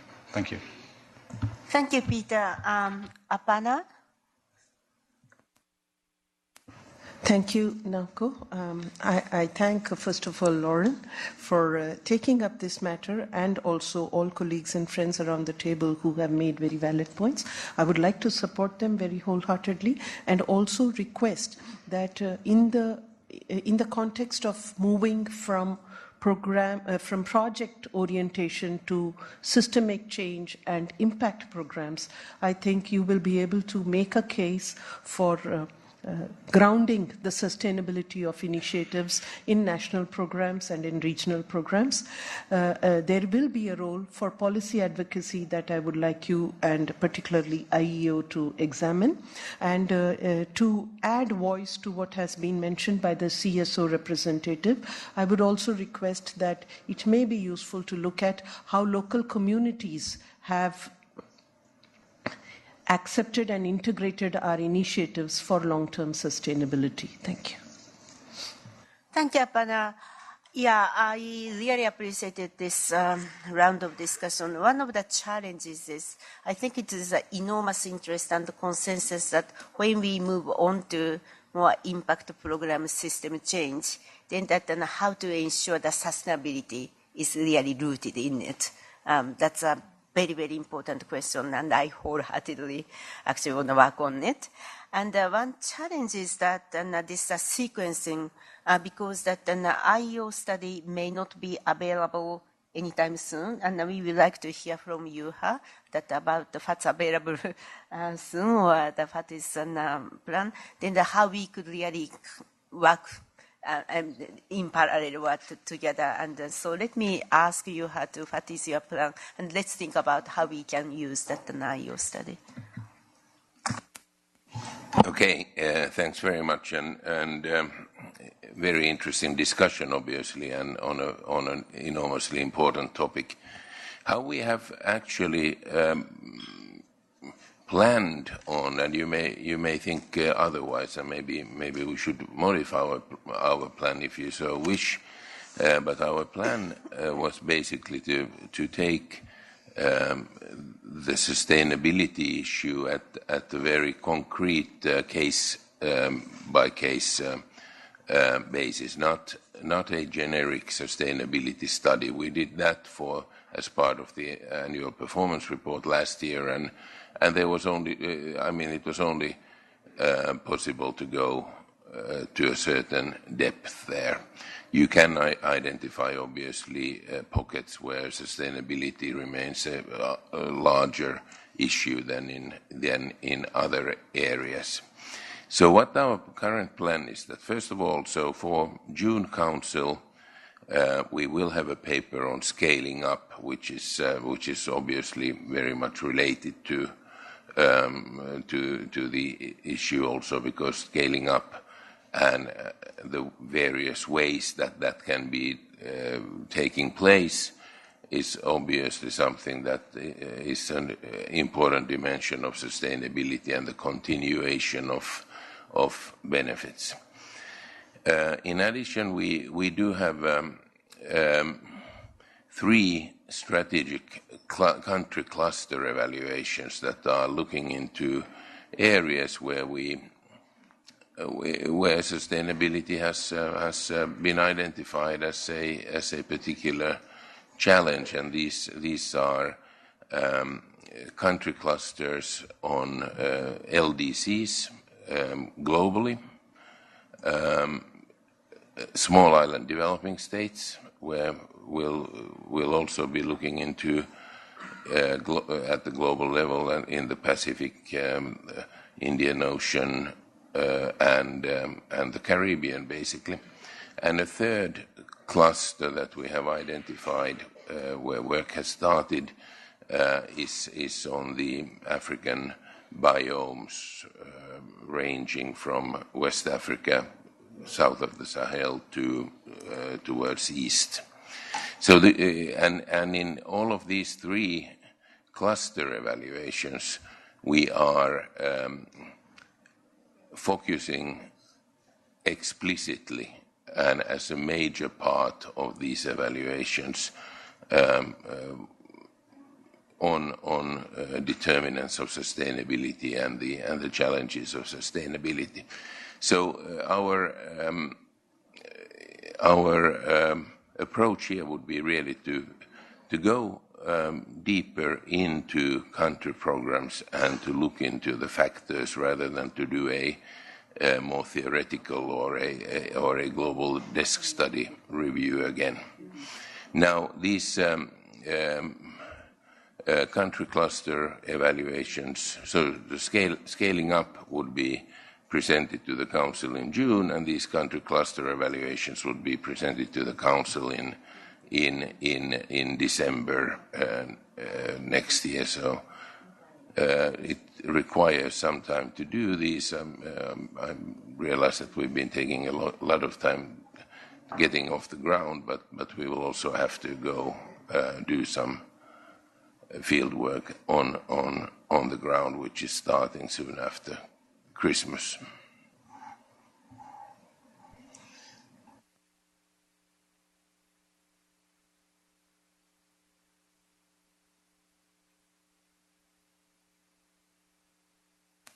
So what I hear from Yuha is that it's more like go deeper or more concrete in some of those clusters, but not necessarily kind of just take the GEF's entire portfolio for some time. So it may not be necessarily you may be looking for. And I don't know exactly how we can really act on that. So we just need to think a little bit about it, and if the IO has any flexibility or anything to change the plan, or if we can still act on those and outcome or results from those 3 cluster evaluation.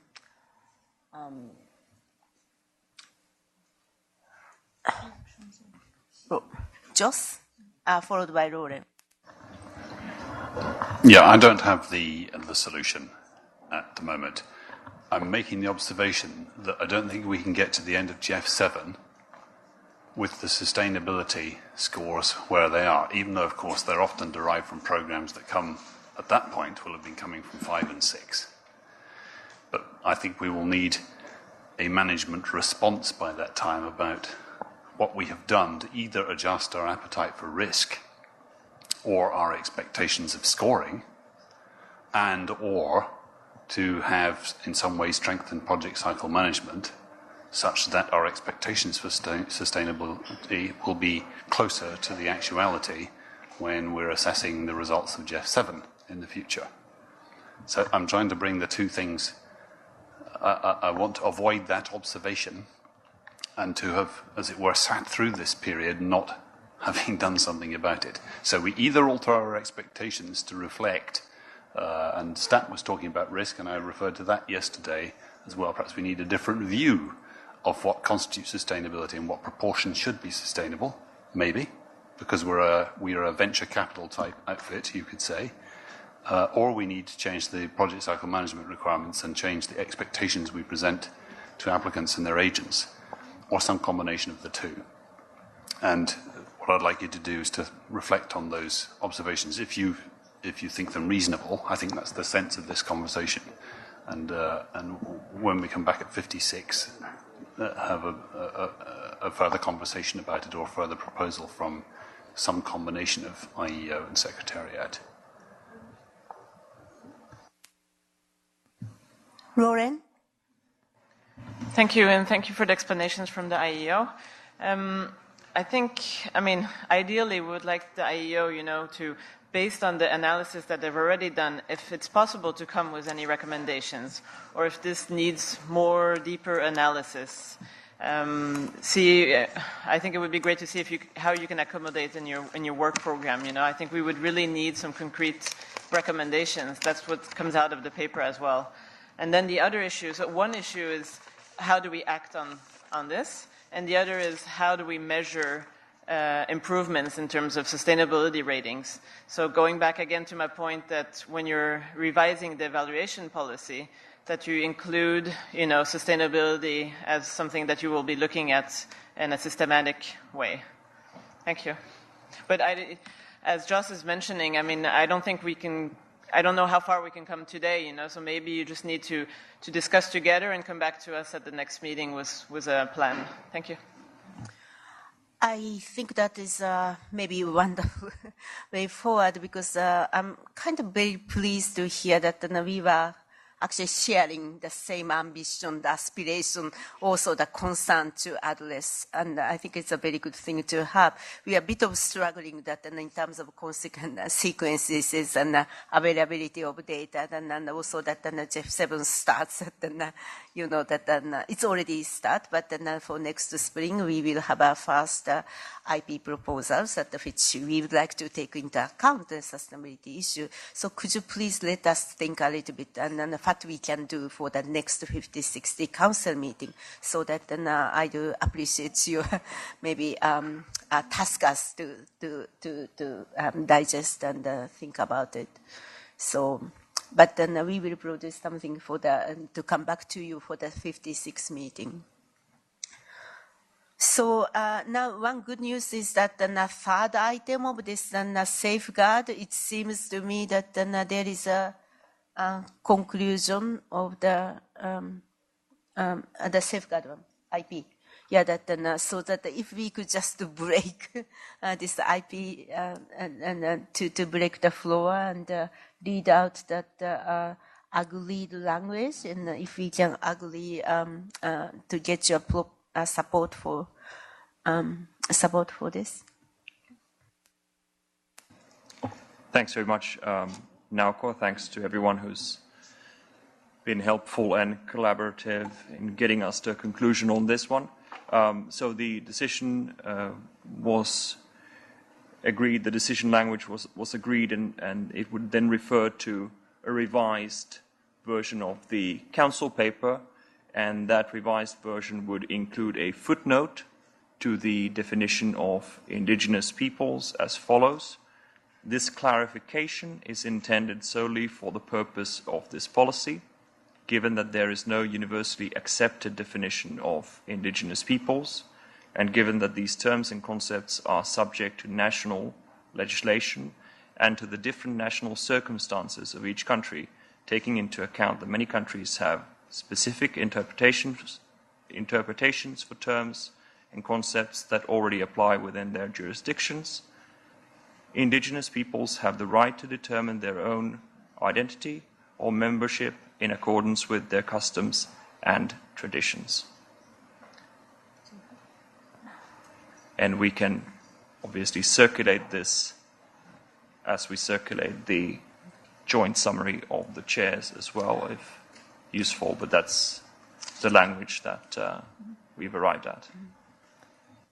I hope that this captures all difficult discussion for the last 2 days. And with that, I'd like to seek that an approval of this revised proposal.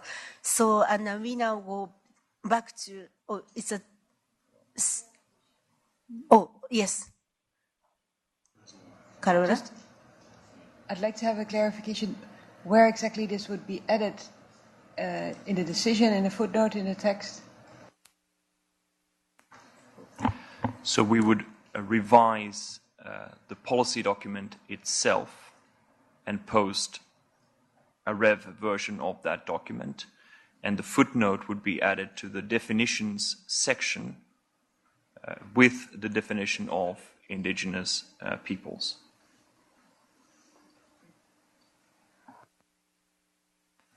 Jos?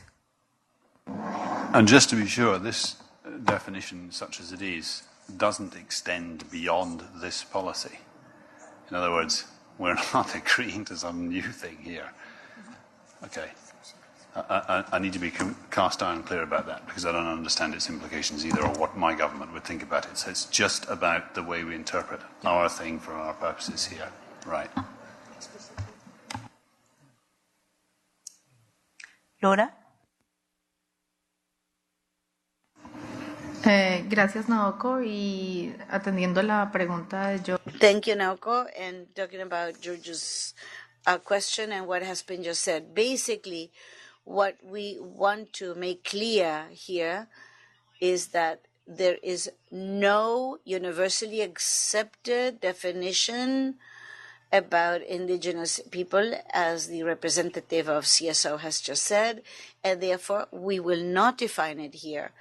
We will simply adopt a clarification on this notion, which in any ways will be subject to the national standards and national circumstances. In addition, decided by the indigenous peoples themselves, who have the right to define their own identity and their membership according to their customs and traditions. This is exactly what appears in the footnote and along the lines what we have debated with regard to the framework of the Biodiversity Convention and the Chucuta Convention. Thank you.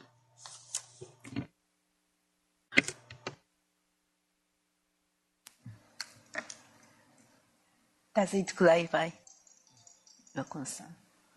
Yeah.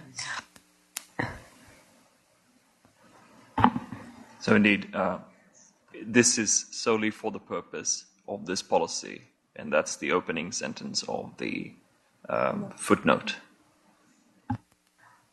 Okay, thank you so much. So I see that there is a consensus emerged, so then we will agree on that proposal.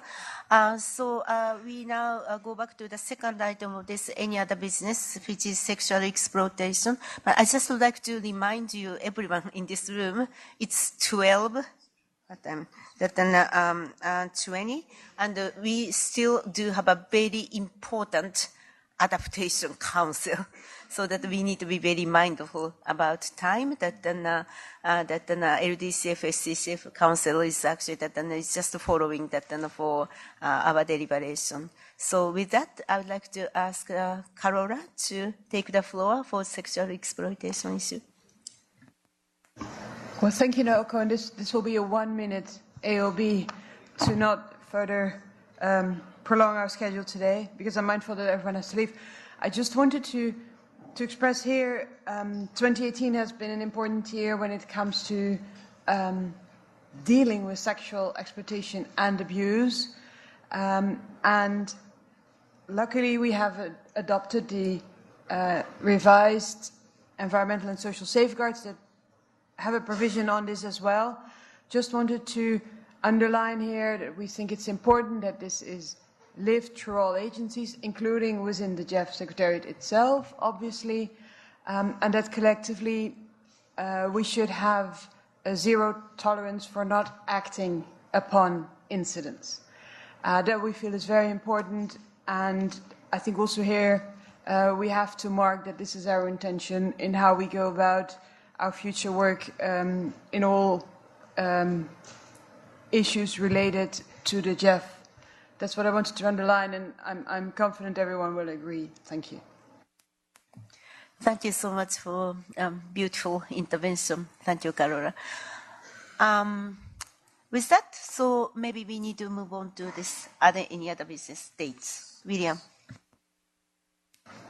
Thank you very much, Naoko. First of all, somebody must be joking because yesterday I ended the day with one pair of glasses. Today I have two, and I don't. So do pick them up. Anyway, I sent out an email to all council members and alternates telling you what we were going to propose. So hopefully you had a chance to look at that. We need to adopt the dates for the 58th Council and the 59th Council in 2020. The reason being that there's a lot of demand for this room, and if we want to reserve it, we need to start reserving 2 years in advance. So the first proposal for the 58th is that it should be June 1 to 4 of 2020. And the second is that the 59th Council should be December 7 to 10, 2020.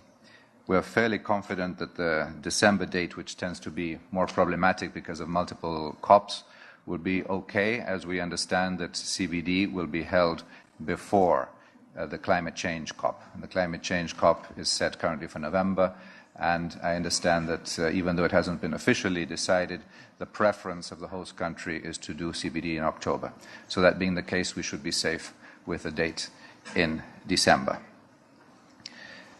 So those are the proposed dates. And in the meantime, let me remind you that the 56th Council meeting will be June 10 to 13, 2019. And since this room is not available, the Inter-American Development Bank is very kindly hosting us for that meeting. And then the 57th Council meeting for December 9 to 12 is also confirmed in this room. Thank you.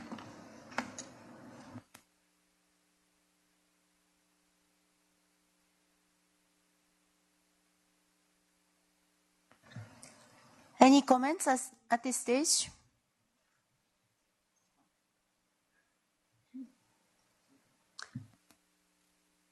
Thank you. So I think now we are able to move on to LDCF, SCCF Council. And I think I'm very mindful that many of you, some of you has done a flight to catch, so let's be efficient. Joss, do you want to say? No? Yes, I'm sorry, Naoko. It might be because I'm on my own, but I'm still not sure where we are on the harmonising the rules decision or on the cancellation one. Have I just missed it?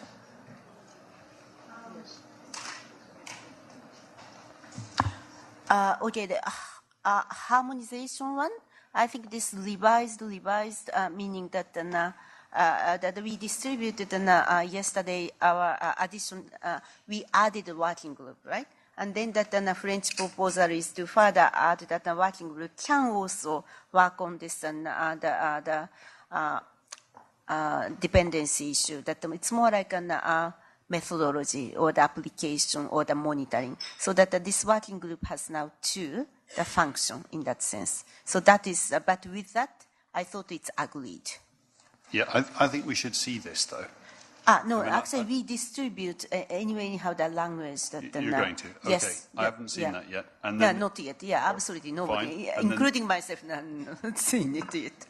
Yeah. And the other one, are we're settled on cancellation as well? The cancellation, I think that we have a broad support of this 12 and 18, but then also that we also made a commitment that how to make this information available to OFPs, so that Yes. Yeah. Thank you. All right. With that, then I hope that we were able to. Let's move on to LDCF, SCCF, and also I'm kind of mindful that many of you need to catch the flights in the afternoon. So let's work collaboratively and efficiently and effectively.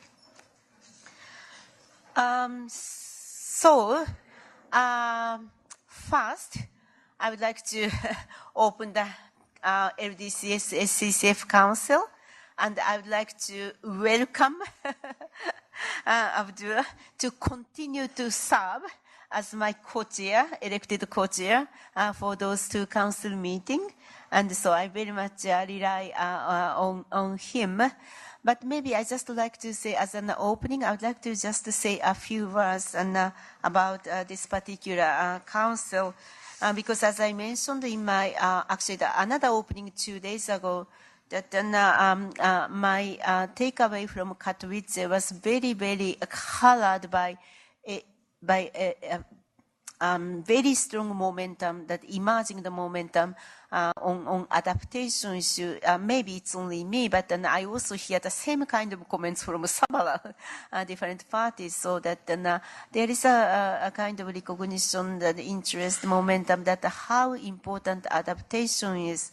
So maybe that the reason is that partly because that we were all kind of struggle of the slow progress of the mitigation side, which means the much more burden of the adaptation side, but also some of the recent report, like an IPCC, actually that made it also very, very clear that the temperature is already warmed up by 1 degree. 1 degree, and this has already changed many land and ocean ecosystems, which leads to the more intense climate change, climate extremes, and some of the world affected from this change are already 1 billion people. So that we have already started to see that this is really impacting us. So that is maybe another driver behind this huge political attention. That building on this adaptation issue. During the Katowice, I had an opportunity to interact with and also participate in the several policy discussion, and on the adaptation side. And I just want to maybe say 3 things that my own personal takeaway from my experience and from Katowice on the adaptation. One is that there is a kind of a question, good question, interesting, forward-looking question asked among ourselves, that we need to speed up, we need to deepen, we need to do more, or we need to enhance the efforts of the adaptation. But can we just continue to do the same adaptation from the past, or do we need to really think about, and there is some kind of new thinking of the adaptation? I think that moving forward, and if the challenge is emerging, and then maybe more effort to be built. So do we need a kind of new thinking, a new system thinking to really strengthen the adaptation side? We use a lot of words that the system change, the transformation of the mitigation side. That the one question is that when we really build up at the push the effort of adaptation, is there any need to actually rethink that the new way of thinking of the adaptation? That was actually the question asked that in many occasions on the adaptation meeting. The second actually interesting takeaway is that there is a kind of consensus that we may need a new narrative for the adaptation to actually seize the political attention, because for many politicians, they don't necessarily like just to stop the bad things. They would like to see much more positive and a new way forward. So that I'm not saying it's a conclusion at all, but there are several suggestions like how to change the narrative to bring this adaptation agenda much more central to the political stage. We always use the language, for instance, an adaptation is a cost, but can we change it from cost to more like an opportunity?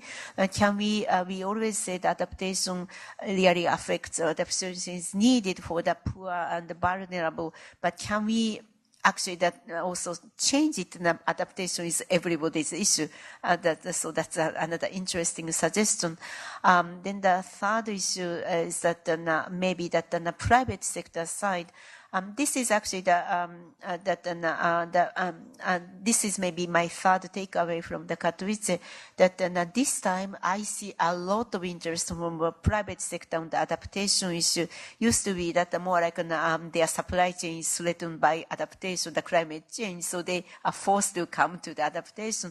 But actually that this time that they are much more forthcoming to think that this is also the opportunity for private sector to do a new business. So that then I hear, for instance, the insurance company thinking about how to do the reinsurance using the coral and through the tourism. So a lot of good initiative and excitement from the private sector. So to me, it's another new angle that how we can excite and how we can bring all these key stakeholders together for this adaptation agenda.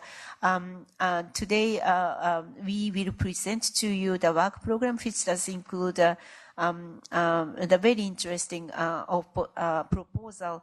Last year, we proposed a craft which is utilizing SCCF, but the put resources to the private equity fund solely dedicated to the adaptation technology that for the private sector, but it actually that captured a lot of attention and interest, and it created a lot of success, and it has already growing into the big way. This time we would like to propose the so-called challenge program based on that kind of an success, and how we can really excite the private sector and bring the private sector knowledge and interest and resources into adaptation. You will hear this more from my team, but let me stop here. All what I would like to say is that we would like to really bring this adaptation, the momentum to be a much more concrete way forward. So with that, we would like to move on to the agenda item. I would like to ask my co-chair to move on. Thank you, Madam Chair. Thank you, Council Member and alternate, for continuing believing in me to be your co-chair. Without much ado, like you rightly mentioned, some of us have to capture flights in the afternoon, so I want to proceed with the agenda item number 2, which is the adoption of the agenda. I want to believe a provisional agenda was circulated to all council members. It was over the website and the like. So I just want to kindly request that or invite council members to adopt that agenda item that was shared. Thank you. Okay. Thank you.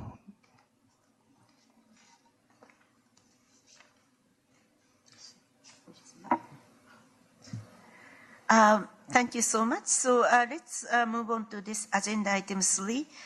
We always try to have some concrete example to showcase the success of the adaptation agenda. And this time we invite Haiti to come to the table and tell us the story of Haiti.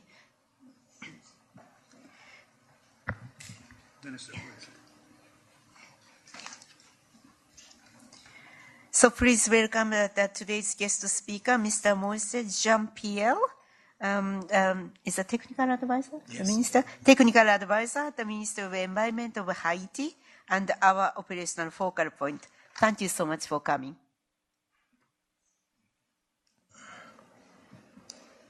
Okay. Madam Chair and Mr. Co-Chair, Council members, ladies and gentlemen. I am very pleased to have this opportunity to address the 25th LDCF SCCF Council meeting.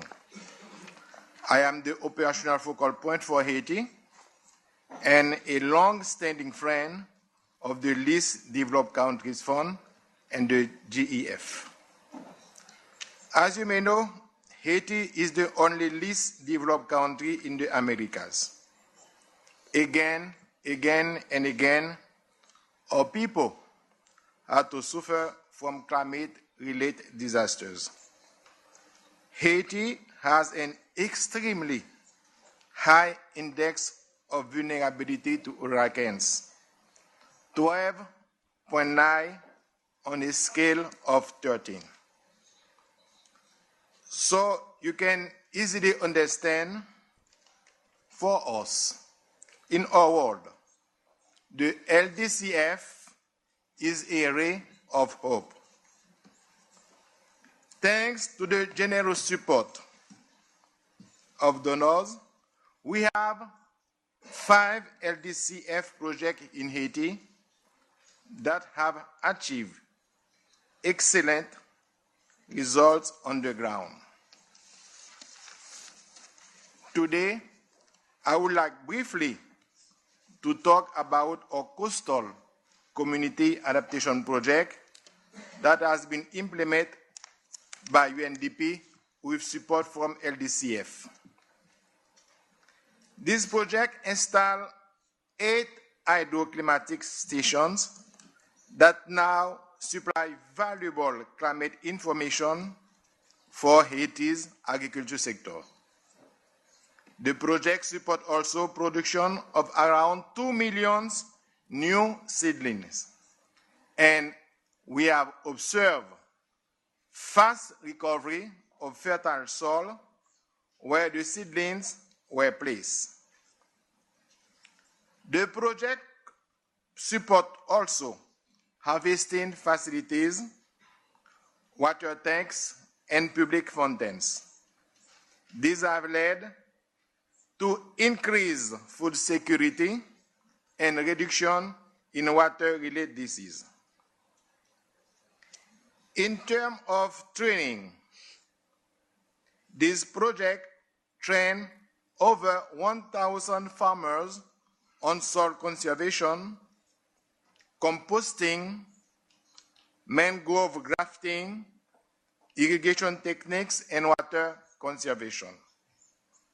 These farmers now have much more diversified and resilient livelihood and are better prepared for future climate-induced disasters.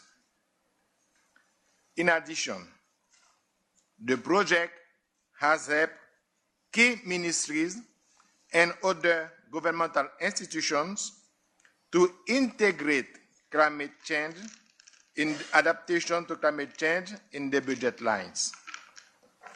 This is a way to ensure long-term sustainability of the project outcome. In closing, I would like to emphasize that LDCF is vital in our fight to tackle climate change. So the people of Haiti welcome the solidarity displayed by donor countries. And I sincerely hope that with your support, the new LDCF strategy is implemented properly. The LDCF can transform the lives of the most vulnerable people forever. I wish you a successful and productive council meeting. Thank you.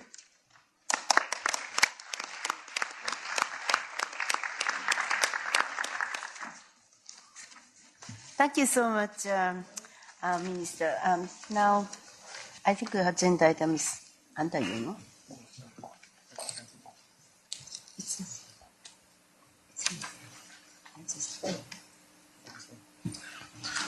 Thank you, Madam Chair. I would like to call on Gustavo to present or introduce the subject progress report on the least developed country fund and the special climate change fund. Thank you. Thank you. It's my pleasure to present the status report, the progress report of the LDCF and the SACF. The report describes the progress made in the operations of these two funds since the inception, and in particular during the period of reporting, which is May to October of 2018. Next, please. As of September of 2018, the cumulative pledges of the LDCF amounted to 1.33 billion, Of the resources pledged, 1.27 billion, meaning 95%, have been paid, and we have 19.13 million of pledges that remain outstanding. Funding that's still available for new approvals amounts to 69.58 million. 6 projects will come to you for later on in this session for the work program, amounting to 45.85 million. As of October 30, 2018, 50 LDCs have accessed a total of 1.25 billion for 265 projects in support of the implementation of the NAPAs. This includes 3 global projects with LDC resources amounting to 13.69 million that have been approved to support the preparation of national adaptation plans in LDCs and also the implementation of elements of the LDC work program other than NAPAs. During the reporting period, 30.32 million have been allocated from the LDCF to 5 projects approved by this council. These projects are in Burkina Faso, Cambodia, Chad, Congo, DR, and São Tomé and Príncipe. As of September, 30, 2018, 9 agencies have been involved in LDCF projects and programs. UNDP is the agency that holds the largest share of project implementations to date with 54%, followed by UN Environment with 14%, and Africa Development Bank with 10%. FAO, the World Bank, IFAD, ADB, IUCN, and UNIDO have also implemented projects from LDCF.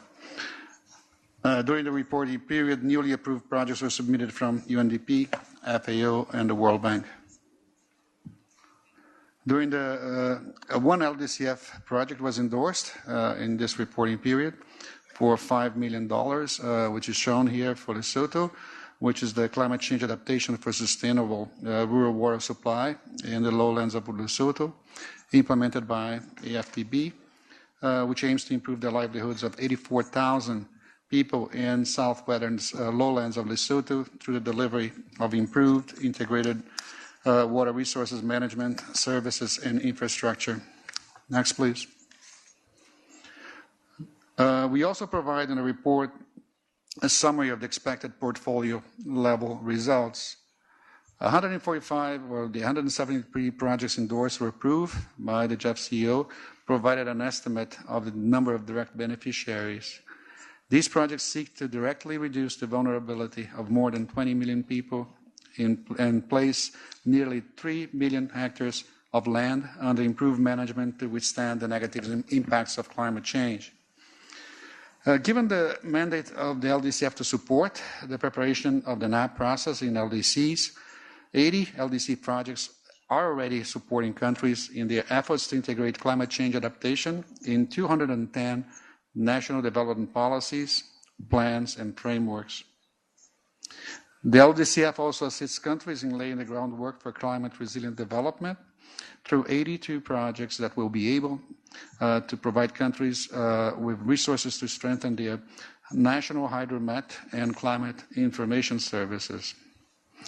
Results for projects approved in the GEF 7 period were presented in the work program subsequent to in this session. During the reporting period, the Secretariat held consultations with 8 countries regarding their technically cleared projects in the GEF 6 LDCF pipeline. This is in response to the new policy. The 8 countries are Burundi, Chad, Guinea-Bissau, Laos PDR, Mauritania, South Sudan, Sudan, and Timor-Leste. These consultations were either done via video conference or in person, and when possible, we also had these dialogues during the GEF National Dialogue initiatives or during ECWs, the Extended Constituency Meetings. And based on these consultations, Chad, Guinea-Bissau, and Sudan confirmed their GEF 6 pipeline projects as current priorities and updated them for consideration during the first LDCF work program, which is coming to you soon. 4 other countries are in the process of refining the LDCF submissions. Next. As of October 31st, cumulative pledges to the SCCF, now moving to the SCCF, amounted to 352 million. And of the total resources pledged, 346 million, or 99%, has been paid. 78 projects have been approved by the SCCF, totaling 349.82 million. Of the total resources approved, 289.14 million were directed to 67 projects under the SCCF adaptation program, while 12 projects have been approved under the program for technology transfer with $60.67 million. 52 out of 76 SCCF projects endorsed or approved provide an estimate of the number of direct beneficiaries, which amount to 242 million directed to reducing the vulnerability of 6.9 million people. In addition, 33 SCCF projects are already supporting countries in their efforts to integrate climate change adaptation in 140 national development plans and frameworks. With that, I thank you, Chair. Thank you, Gustavo, for that clear highlight in the reports. I want to invite council members for their comments or inputs. Thank you. Godula, you have the floor. I would just like to ask for some more information about the application of the new programming process within the LECF. You said you had consultations with countries that had pipeline projects. What were the criteria you were discussing with them for the question of are they going to withdraw, are they going to maintain their projects, and what are the discussions with the 6 outstanding ones about? Thank you. Marita, I have the floor, followed by, I'm not seeing your flag, please. Yeah, okay. Thank you, Chair. We would also be interested in the response to the question asked by Cordula. But in general, we are very happy that we have this new strategy now, which we hope will lead to a more strategic management of the pipeline.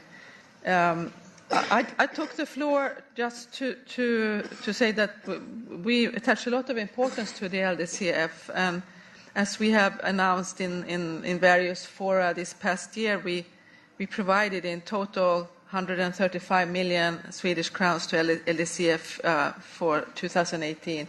Currently, we are waiting for a new government, so I'm not able to pledge anything for next year. Unfortunately, we will have to wait and see. Thank you. Thank you. Tobias, you have the floor, followed by Jos. Yes, thank you, Chair. Just a very quick clarification regarding the unpaid contribution to the LDCF.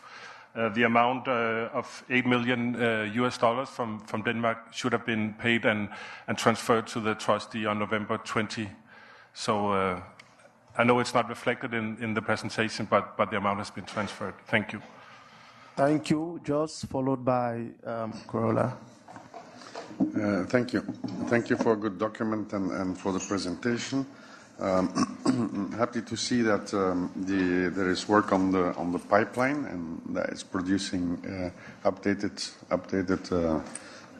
projects. So that's good, because I'm also waiting the answer to the question of Cordula. So I believe it's fine. Is this now also the pledging or not? No, not yet. Yeah, because I heard Marita and I thought, yeah, okay. Okay, I will hold my good news. Thank you, Jos. The floor is still open for other council members for inputs. I'm not seeing any flag. Maybe I want to invite Gustavo to provide some clarification. Thank you. Well, thank you, and thanks for the question. It's an important question because it's something that stems from the recently approved strategy, and also draws on the decision to really revise the pipeline as per the country priorities, and also in close consultation with the countries. So we, as I mentioned, we held several of these consultations with all the countries involved. The criteria that we used, you can find in the work program document. But first, we need to look into the opportunities to seek more synergistic and harmonized programming. In certain cases with other sources, but in other cases with the GEF Trust Fund, and we have already examples of those. We also reevaluate whether the existing pipeline remains viable in terms of the alignment with the national plan that they have, also alignment with the GEF 7 strategy. We then invite them to develop and revisit, resubmit, in some cases even drop all the concepts that are no longer relevant, and also bring projects to be aligned with the programming strategy for adaptation that was approved by this council in our last meeting, looking for innovation, looking for more investments in technology transfer, also looking at opportunities to attract other funding sources, and look at what else is coming in the pipeline for these countries. Sometimes these projects have been sitting in the pipeline for a long time, and other sources of funding have already supported the country for similar activities. We also looked into opportunities through these dialogues for potential private sector engagement opportunities, and also see what else has happened since the proposal was presented. In many cases, these countries are, of course, vulnerable and have been the subject of disasters and other natural issues that may have made those early priorities no longer relevant. So through that dialogue, we have been, I think, happily satisfied with the results, and the countries, I think, are also very, very engaging and very happy with that opportunity to do so. But again, we have in the work program a more detailed description of that process. Thank you, Denmark, for the reminder, and the trustee already has those numbers to make the report up to date. Thank you. Thank you, Gustavo, for providing clarity. I now want to invite Council member to adopt the draft decision. Thank you. We'll now proceed to the next agenda item, which is the Least Developed Country Fund Work Program. I now call on Gustavo to proceed. Thank you, and again, it's a real pleasure to introduce the first work program under the new strategy for the LDCF, as agreed in the last meeting. So we are adopting the same procedure that we use for GEF Trust Fund projects, having a work program presentations to you, and in a description of how the projects that are coming for approved fit within the strategy. So the first work program includes 6 projects that request 45.85 million, with 44.86 in project financing and $985.5 in project preparation grants. These projects are expected to mobilize $140 million in co-financing, meaning that for each dollar provided by the LDCF, $3 are leveraged for financing from other sources, including the private sector, agencies, and governments. All projects that were submitted to the GEF Secretariat and that were technically cleared by the work program deadline made it into this work program. So we funded everything that was technically clear and ready to go. No regional or global projects and no national projects from other regions were received so far, other than in Africa. This is the project list. We have projects for Chad, Guinea-Bissau, Mauritania, Mozambique, Rwanda, and Sudan, again for a total of $45.85 million with $139 million of expected co-financing. Next. Let me say a few words how the work program as a whole is addressing the strategic goals and objectives and priority themes of the strategy. So these projects aim to support 6 countries in their national efforts to fulfill long-term adaptation goals of the Paris Agreement. All three strategic objectives set forth in the 2018-2022 GEF programming strategy on adaptation to climate change are addressed by these projects at the portfolio level.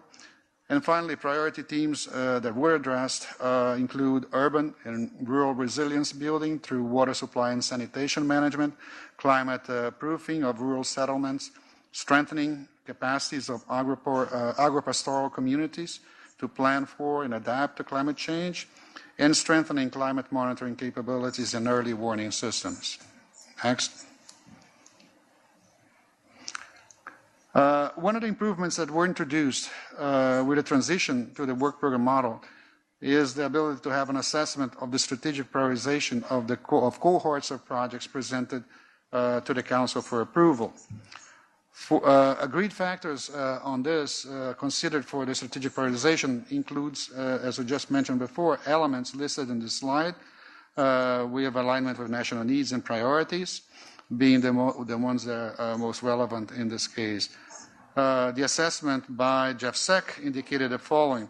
Number one, all projects confirmed and described alignment with the needs and priorities identified in national plans, such as National Adaptation Plan process, a National Adaptation Program of Actions, the NAPAs, and National Sustainable Development Strategies.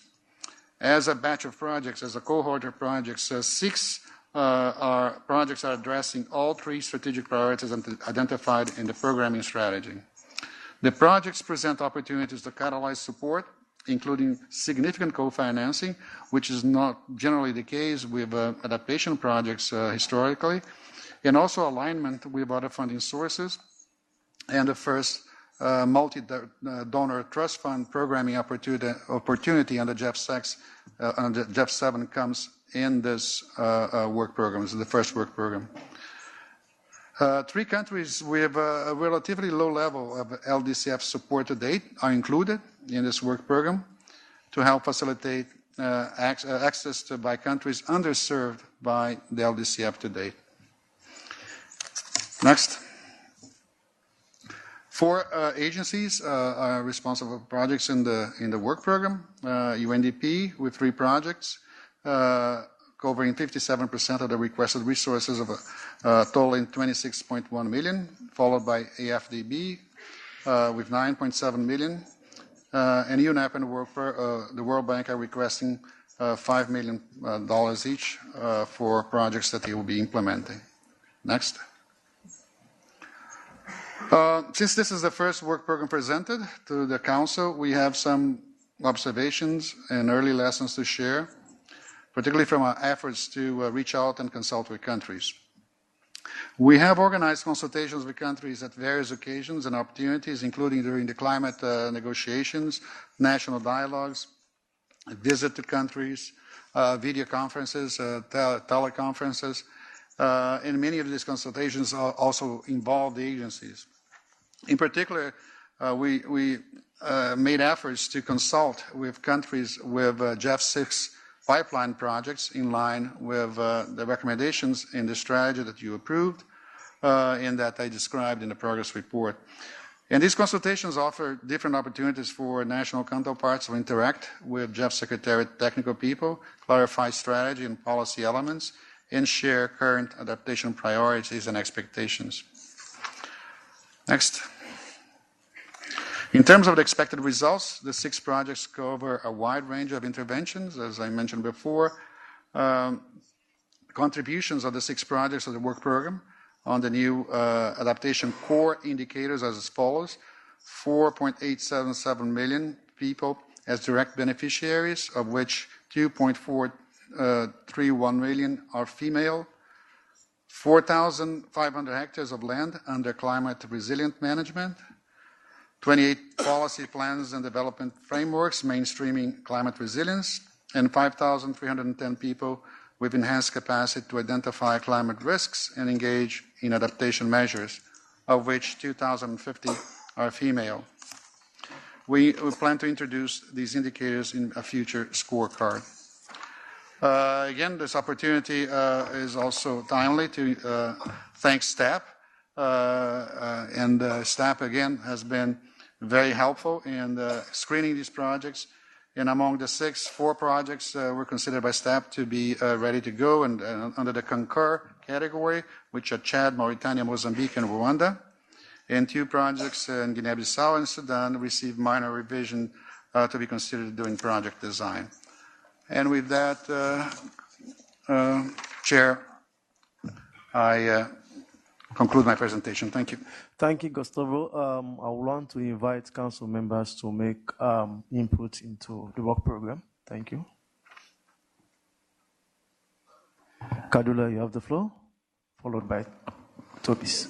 Thank you, Gustavo. We generally concur with the proposal of the work program. As usual, we will submit some suggestions and some requests for more information or things to be respected. And one project, the one in Sudan, we would like to see the final project document about 4 weeks before it goes to CEO endorsement. If I may, just to clarify, Sudan and? Only Sudan, thank you. The others we have suggestions, but the Sudan one we would like to look into it another time. Thank you, Kadula. Tobis, followed by Matthew from US or Oberon. Okay. Thank you for the presentation, which Denmark would like to support the proposed work program. Just a very quick question for clarification. Like we're very pleased to see the number of expected direct beneficiaries of 4.8 million people, which is quite a lot, I think. And it would be good to get some clarity on how that number has been developed. As far as I understand, the guidance note for the direct beneficiaries is still to be developed, so it would be good to understand what are the direct beneficiaries specifically. Thank you. Thank you. US, followed by Joss. Thank you, and I would also like to join others in thanking the Secretariat for their work in preparing this work program. It's quite clear that this approach allows for projects that clearly reflect the current national priorities of the LDCs, and we also appreciate the transparency in which you've presented on your consultations and what you're hearing from countries. It's quite helpful to hear as we sit on the Council. On the projects listed in this work program, the United States, in light of its policies for certain development projects in countries which are state sponsors of terrorism, opposes the following projects and therefore does not join the Council decision that would support the following project on sustainable natural resources management in Sudan. Additionally, the United States, in light of its policies for certain development projects in countries whose governments are not addressing trafficking in persons, opposes the following project and therefore does not join the Council decision that would support the following project in Mauritania. Climate change adaptation and livelihoods in 3 arid regions of Mauritania. I request that these statements be reflected in the report of the session. The United States will also submit additional technical comments on the remaining projects in the work program within the timeline specified by the decision. Thank you. Thank you, Joss, followed by Anand. Thanks, and thank you for this work program. It's been a long time. We haven't seen one. So it's good. And we have comments on 3 projects, Mozambique, Guinea-Bissau, and Rwanda, but we will submit that in writing, and we hope that in the further development of the document, the project document, they will be taken into account. Just to flag that the Guinea-Bissau it's a good example. It comes out of the pipeline, right? And it was updated, and that's maybe why, because there's another initiative that will start next year on early warning systems, and of course, I mean, I'm sure this LDCF project can be complementary to that, but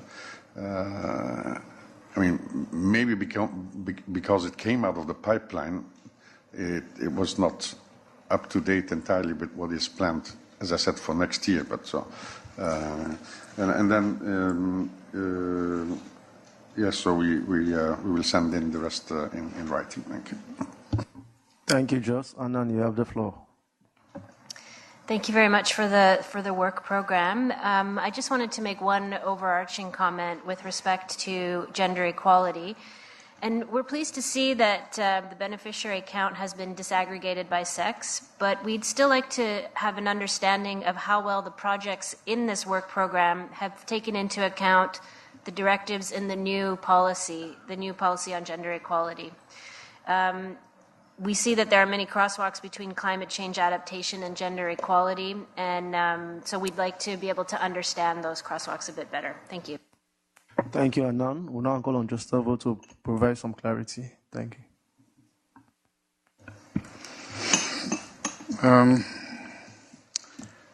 Thank you. I think we got a couple of questions from what I can tell here. In addition to the information that we received from you on written comments and also requests to bring one project back to Council before CEO endorsement. On the question about the beneficiaries, I'll ask Chis to respond in a moment. On the question that Canada just raised, yes, this work program fully benefits from the new gender equality policy. So the agencies had to go through the process, and we've reviewed the project with that in mind. And actually, you'll find, as I mentioned earlier, in the beneficiaries already projections for beneficiaries disaggregated by sex. So that's an advancement that you wouldn't find before in these projects at least at this stage in the process. But they will have to go through gender action plans during project preparation. We will monitor that, and when it comes to endorsement, we'll look into those requirements and then make determinations whether it's in compliance. And then during midterm evaluation, we'll look at how those numbers are emerging, and also finally at the end of the project. So this project is already fully under the mandate of the new policy. Cheers, please. Thank you. In terms of the question regarding the direct beneficiaries number, to a large part, the number for the direct beneficiaries driven by one project. Actually, that's the one in Chad by the African Development Bank. And part of the reason is the water sanitation project bundled with the AFDB loan. And it's actually doing the infrastructure development in 11 regions. So it's actually expected to have a pretty wide number of families as well as communities that will benefit from this. And we've gone back and forth with the African Development Bank to make sure that this would actually be capturing the correct number as opposed to indirect type beneficiaries. And I just wanted to add that one of the information documents we posted for this council is the updated results architecture for the LDCF and SCCF. And in there, it actually talks about the core indicators as well as other means to capture the adaptation benefits for both outputs and outcomes levels. So, and then one more thing to add is we are striving for some level of consistency in how these numbers are presented across different funding sources, including the GCF. So, thank you. Thank you, Gustavo and team. I will now want to invite Council to adopt the draft decision on the work program. All right, then. Thank you. I'll now move to the next agenda item, which is updates on the challenge program for adaptation and innovation under the Special Climate Change Fund. I'll call the team to do the presentation again. Gustavo, take the lead. Thank you. Thank you, Chair. So I'm just going to say a few words about an introduction to the challenge program. The new programming strategy approved for LDCF and SCCF contain some very high ambitions to drive innovation, try to attract and catalyze private finance for adaptation, and also continuous learning on innovation and private sector engagement. Looking forward to validate and identify and probably invest in scalable and more bankable investment approaches, exploring new business models, new partnerships, and new technology that can be scaled up by using climate finance mechanisms.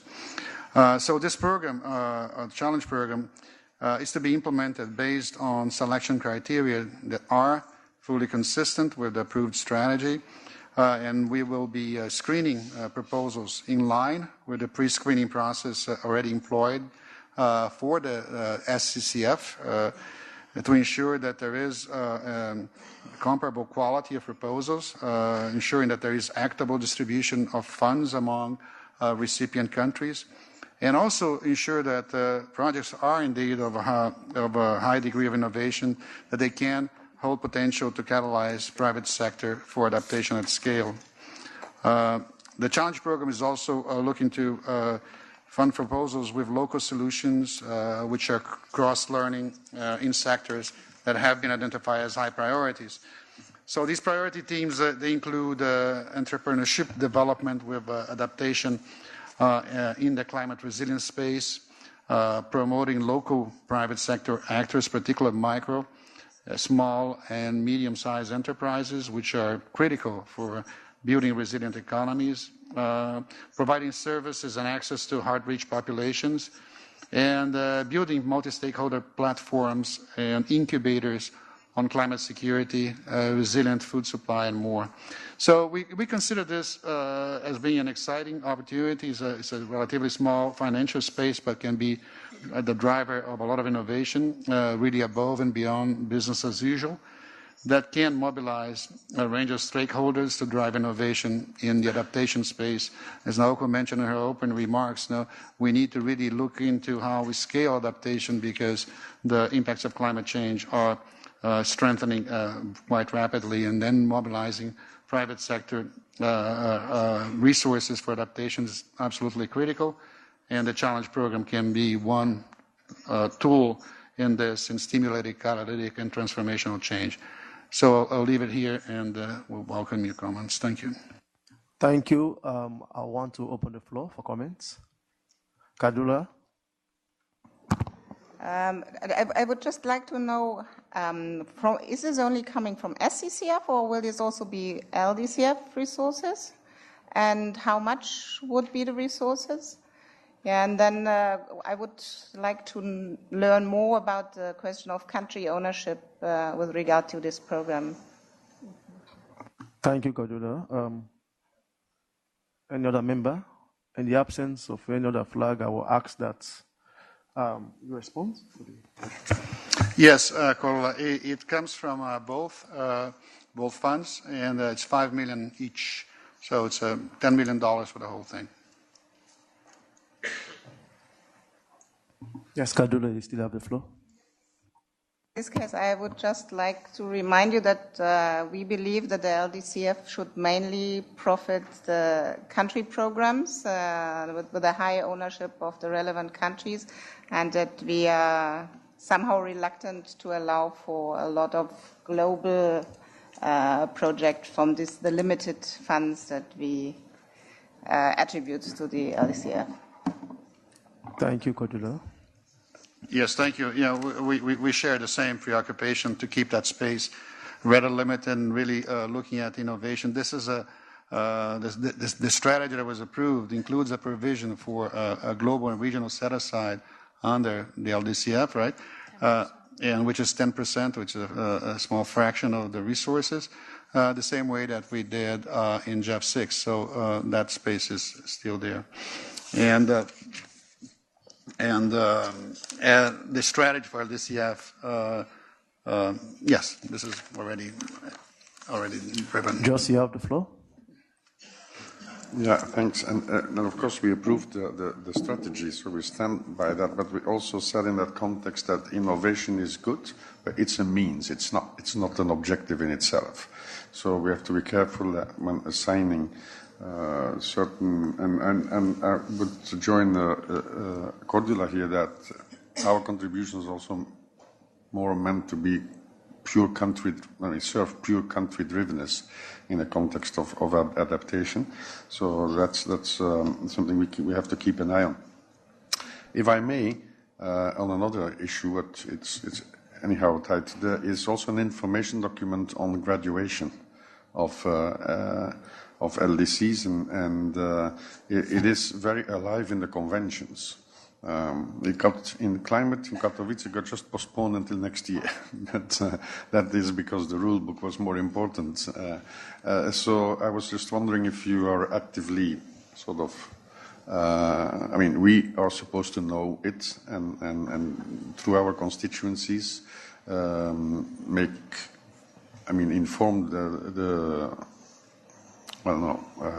those who are concerned, of course. This issue to the countries who are concerned. Are you taking some action on that also, like to outreach with this and make sure that nothing? I mean, I find it very, very good. It's abiding by the UN ruling, if you want. And giving enough flexibility so that countries are not cut off and that projects are not cut off when they have started, at least in the PIF phase. So I was just wondering what you do with this beyond giving this as an information document to the Council, because, as I said, it is an issue and a theme in the conventions. Thanks. Thank you, Jos. Chibo, you have the floor, followed by CSO Network.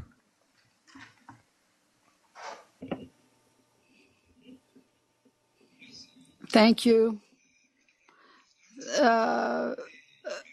Madam Chair.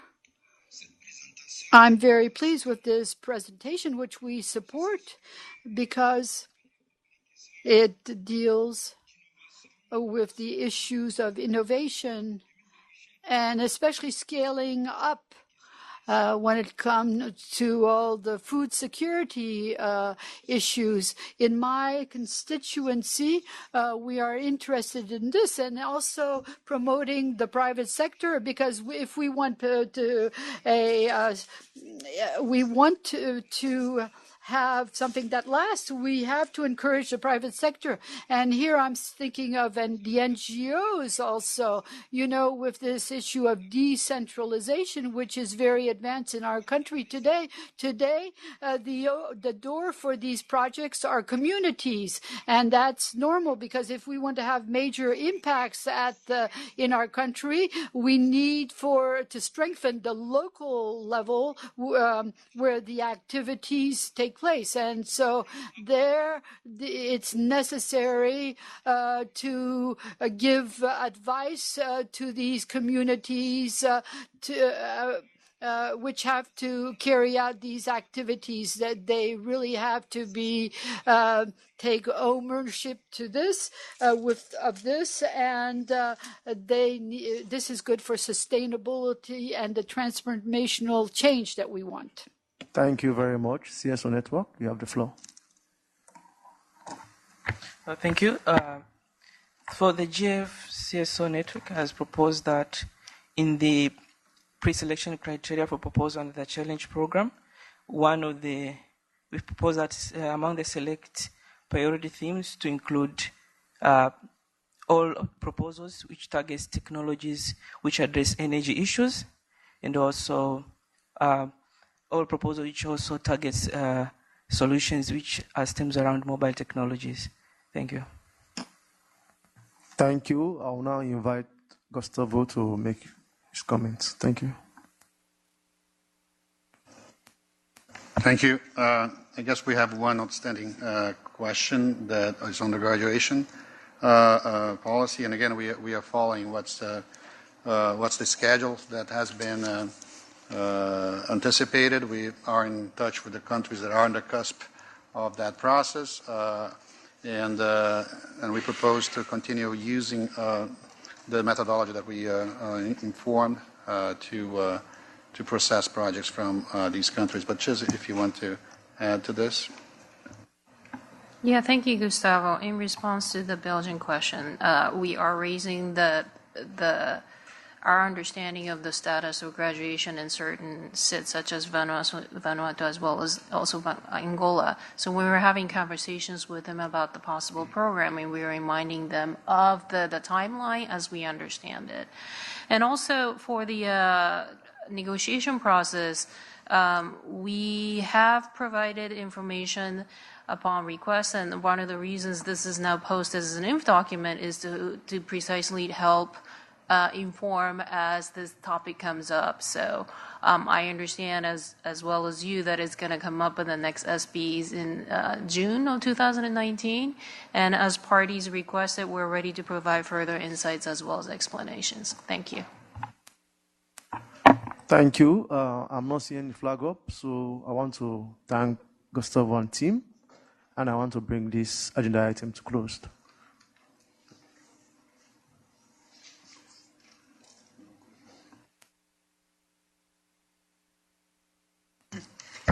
Thank you so much. Now it's a very good time to go for the pledging session. So we are very keen in listening from you for the kind of great holiday season's gift.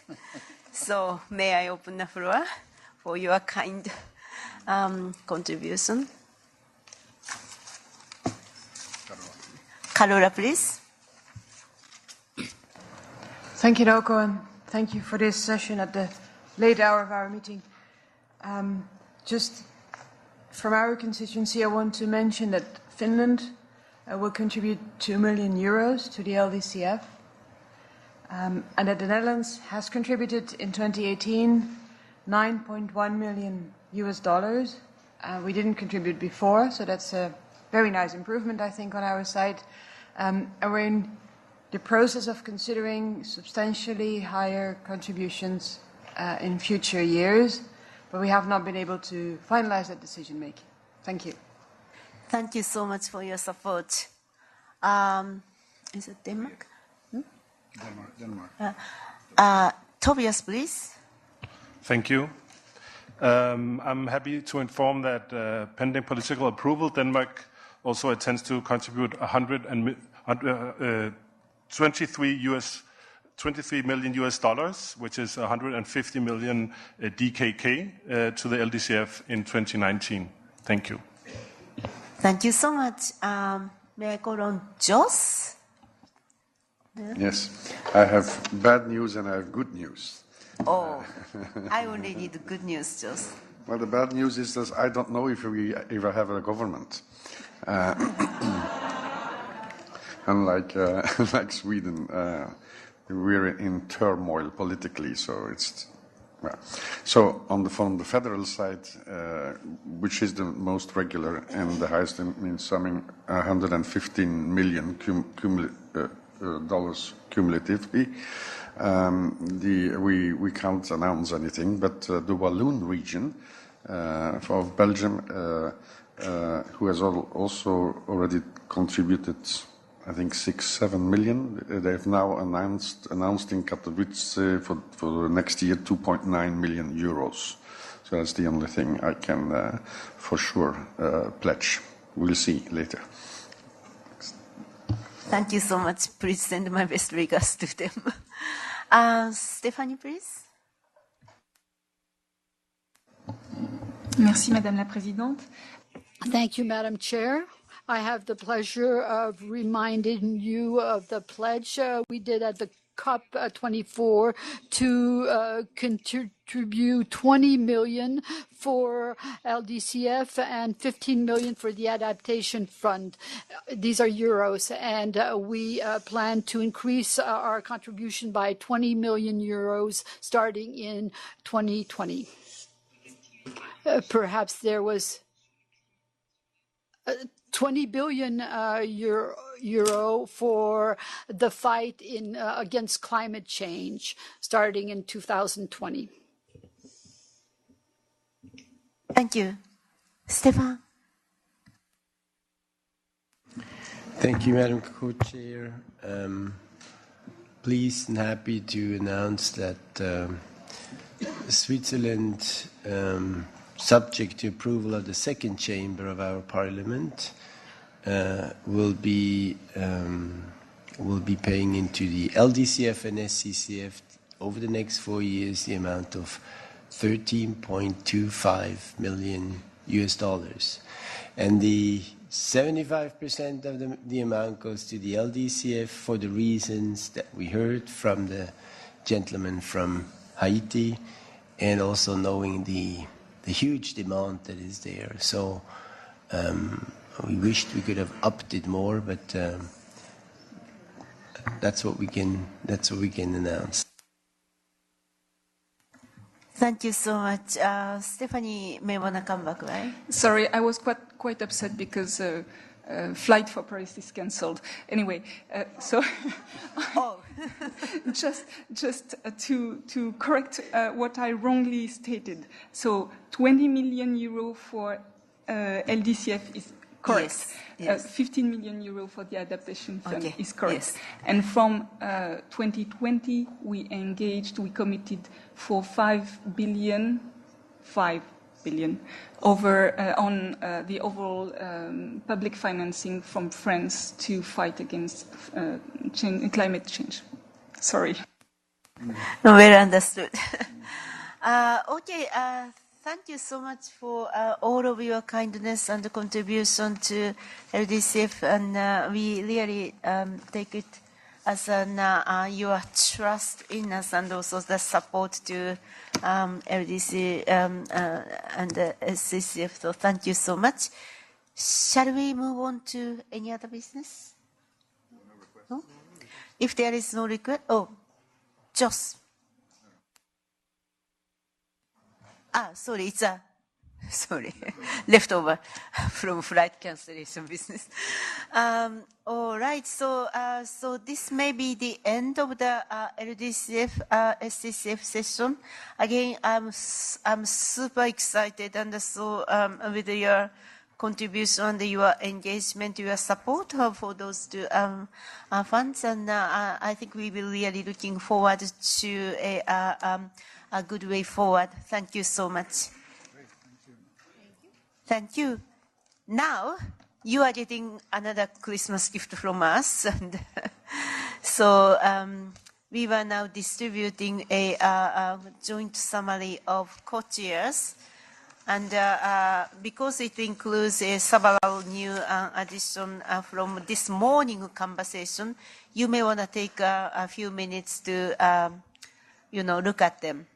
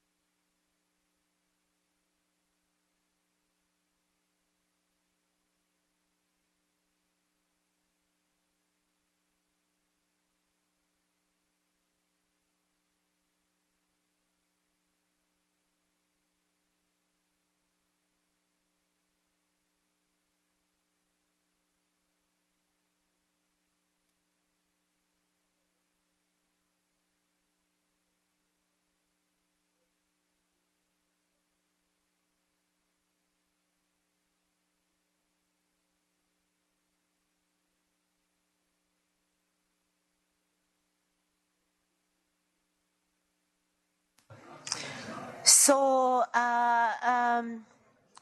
please take your seat. I think now it seems many of you are now ready to go for decision by decision. Could we start it? Okay, I don't see anybody opposed to it, so let's go for that. Thank you, Madam Chair. I would like to invite council members to look at paragraph 1 to 5. If we are fine with it,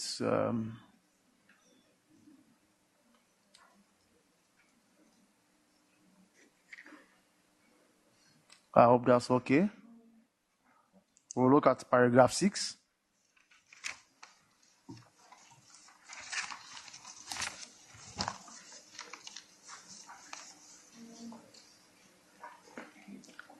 Are we fine with 6? I want to also ask that we look at paragraph 7. 3 subparagraph 7 now. Yes, Peter, you have the floor. If possible, could the Council see the Annex 1 for paragraph 7A, so the actual amendments to the cancellation policy? I'm not entirely certain that I understood the final formulation, so if possible, I'd quite like Council to see the Annex 1 to the cancellation policy before taking a decision on the report on paragraph 7A. Thank you. Very fair point. Actually, that is exactly the text that we distributed yesterday with a kind of track change. But yeah, and it is already posted in our web.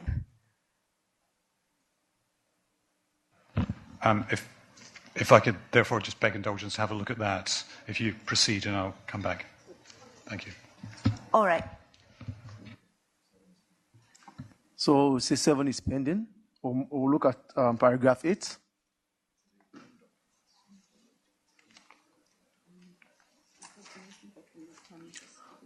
If we're fine with 8, we can go to paragraph 9.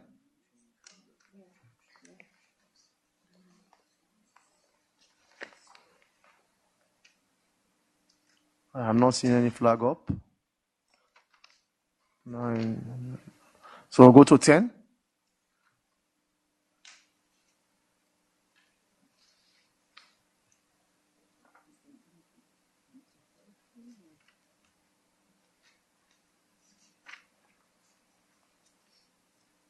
If we are 5 with 10, we can proceed to paragraph 11.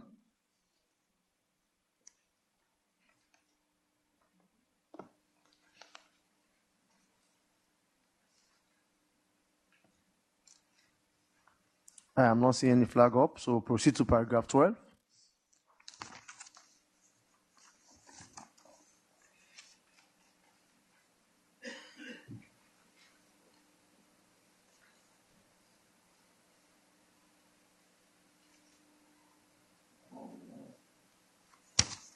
Again, no flag up, so we'll proceed to paragraph 13.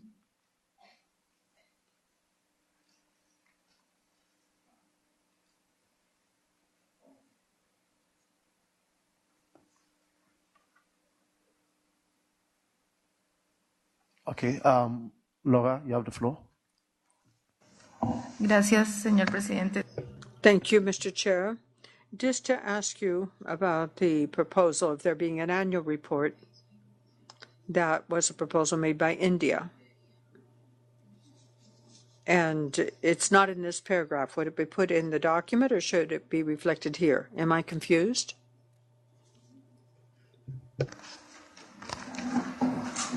Gracias.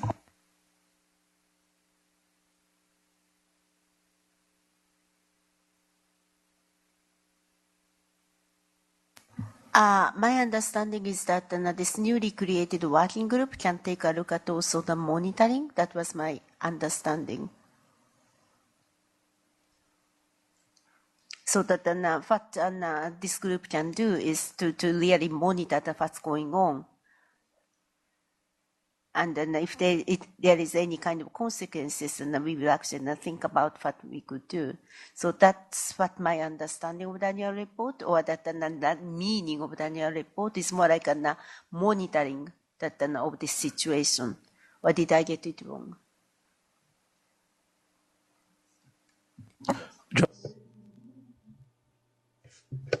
I think you got it right. I think that the annual reporting was on the concentration, subject to the next paragraph, not the 30% ceiling. And then I have a question with the 14, because from our Indian colleague we heard several elements with regard to this. Is it the understanding that they will be captured in the highlights? Yeah, actually, what I promise is that I deeply committed to actually providing as soon as possible the access to the portal, which will tell countries and the council members where exactly the ball is. That's what we promised, and then it will go to the highlight. That's what I actually meant to mention anyway. So, okay, thank you. If that's the understanding, I mean, meaning paragraph 13 and 14 are cleared? Yes, you have the floor.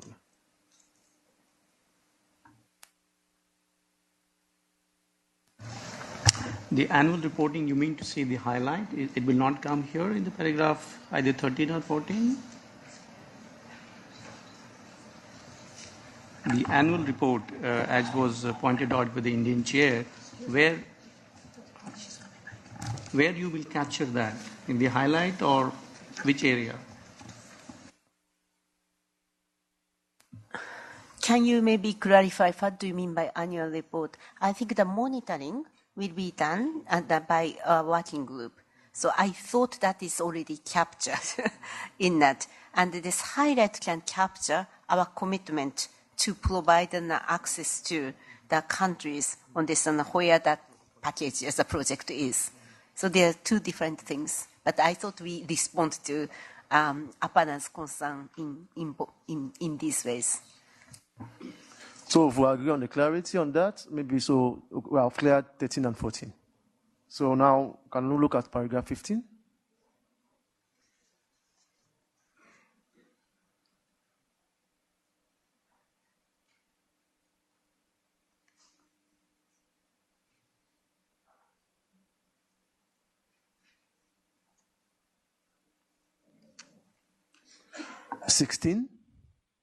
Let's look at paragraph 16.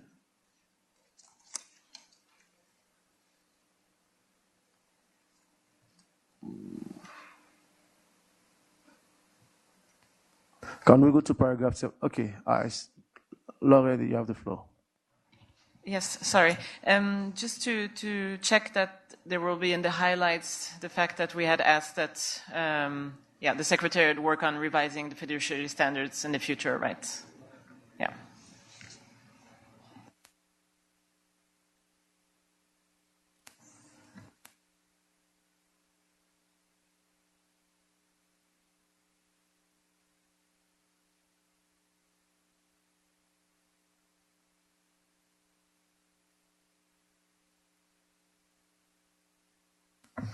Yes. Thank you. 17.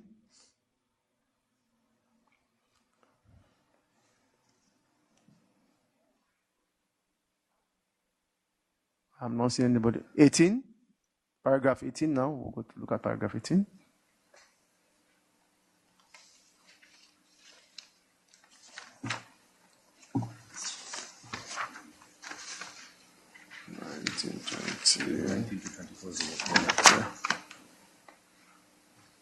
Okay.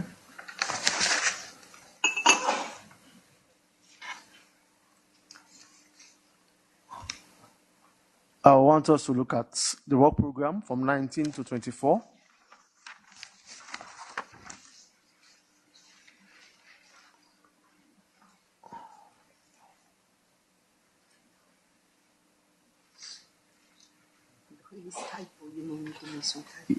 Of course, there is some typo in paragraph 22. That will be corrected shortly.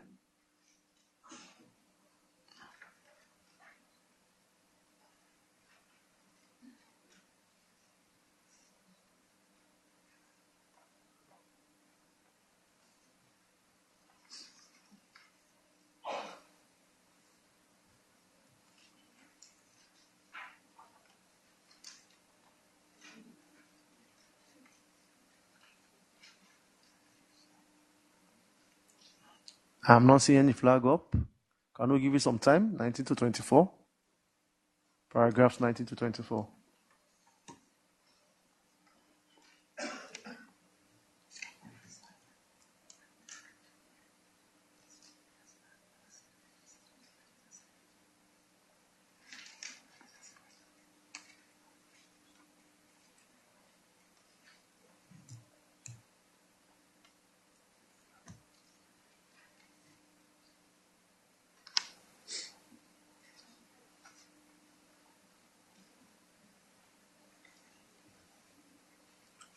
We proceed. Paragraph 25.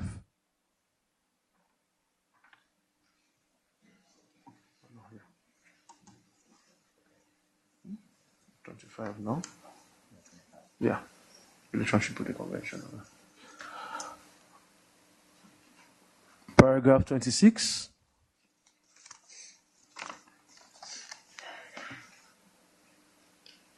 So not much of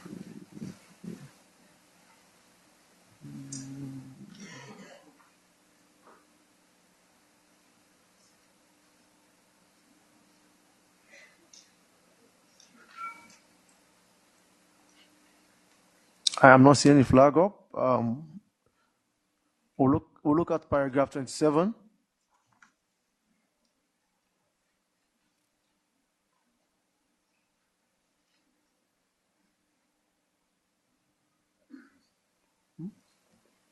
If 27 is fine, we'll look at 28, paragraph 28 now.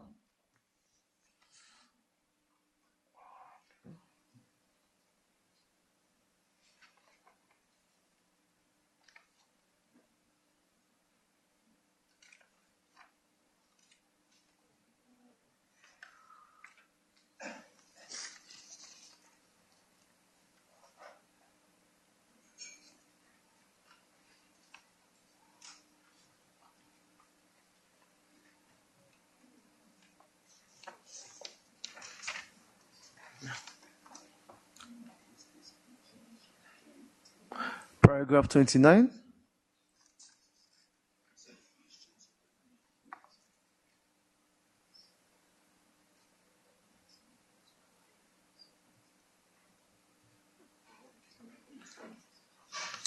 I'm not still seeing any flag up, so I'll proceed to paragraph 30. 30 have three subheadings.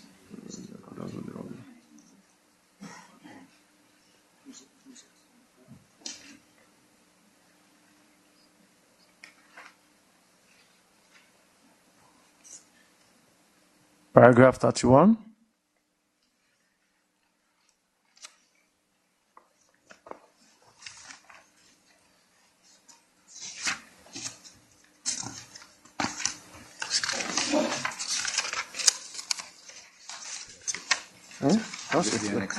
So we go to 7 again. Because there was issue 7. We still need to go back to 7 because Peter raised some issues. Maybe can you just, okay, fine.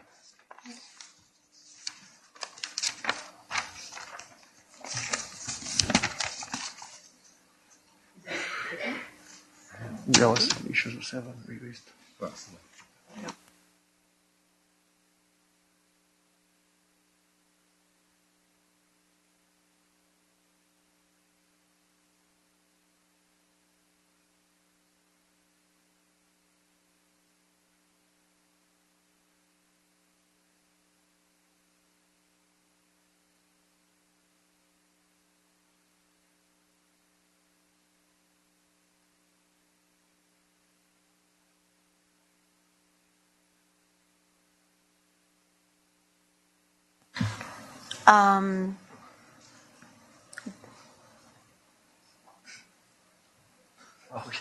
Okay.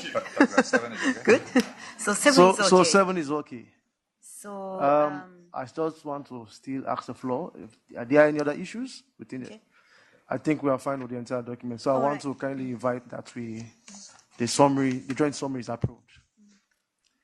Thank you so much. So now we want to move on to another co-chair summary on LDCF, SCCF. Thank you, Madam Chair. I want us to look again paragraph by paragraph. We'll start with paragraph 1 to 4.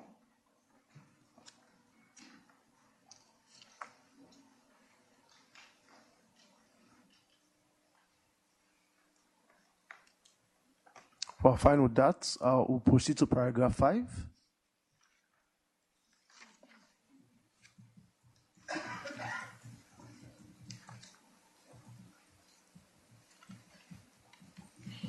If 5 is okay, I'll kindly request that to proceed to paragraph 6.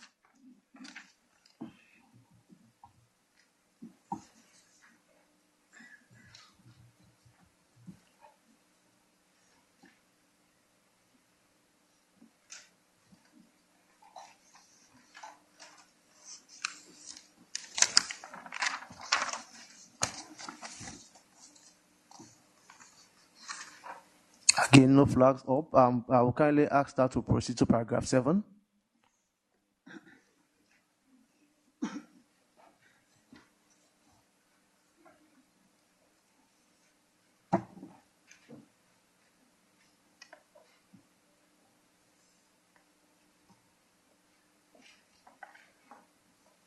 If 7 is okay, we can look at paragraph 8 also.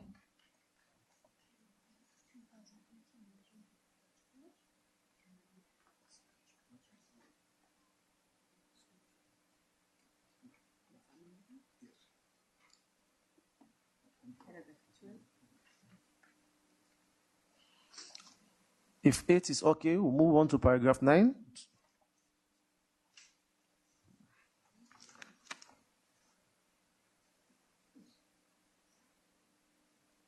Paragraph 10.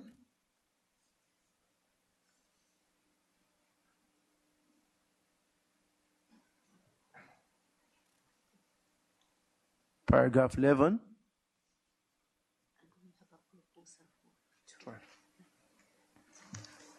So for paragraph 12, we have a revised draft, and let us read out.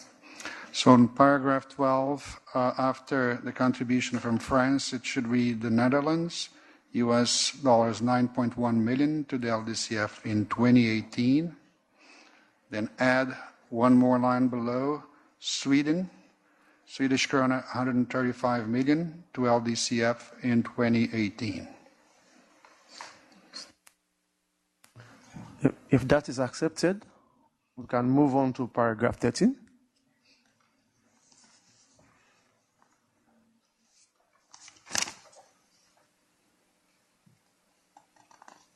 I think that's the last one. So I am still not seeing any flag up. I just want to invite council members to approve the joint summary of the LDCF meeting and the CCF. Okay. Thank you. Thank you so much.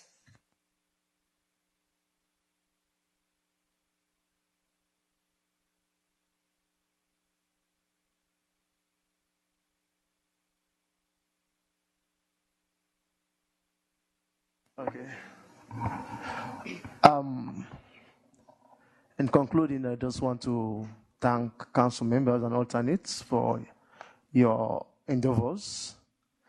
I know the exercise was challenging, but we are able to crush all the challenging issues, and we are able to come out with a clear consensus in most of the areas.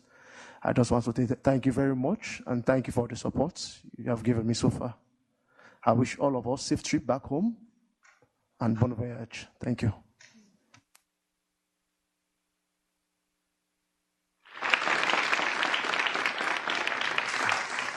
I also would like to join that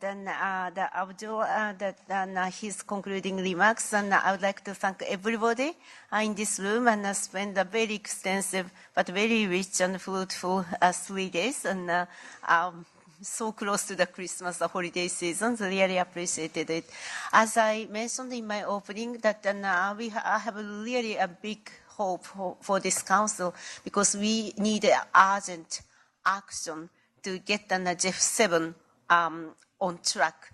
And I think that we have a little bit of the bumpy road here and there, but we have accomplished this very important task so that the GEF7 can start from now on. So that I really, really appreciated everybody's contribution and a very constructive way forward. And this is very, very valuable to us. It's such a nice and holiday gift to. And I made several commitments and remember sustainability issues and other important issues. So we will also work hard towards the next council. But for the time being, I really wish that everybody very happy holiday seasons and safe trip back. Thank you so much.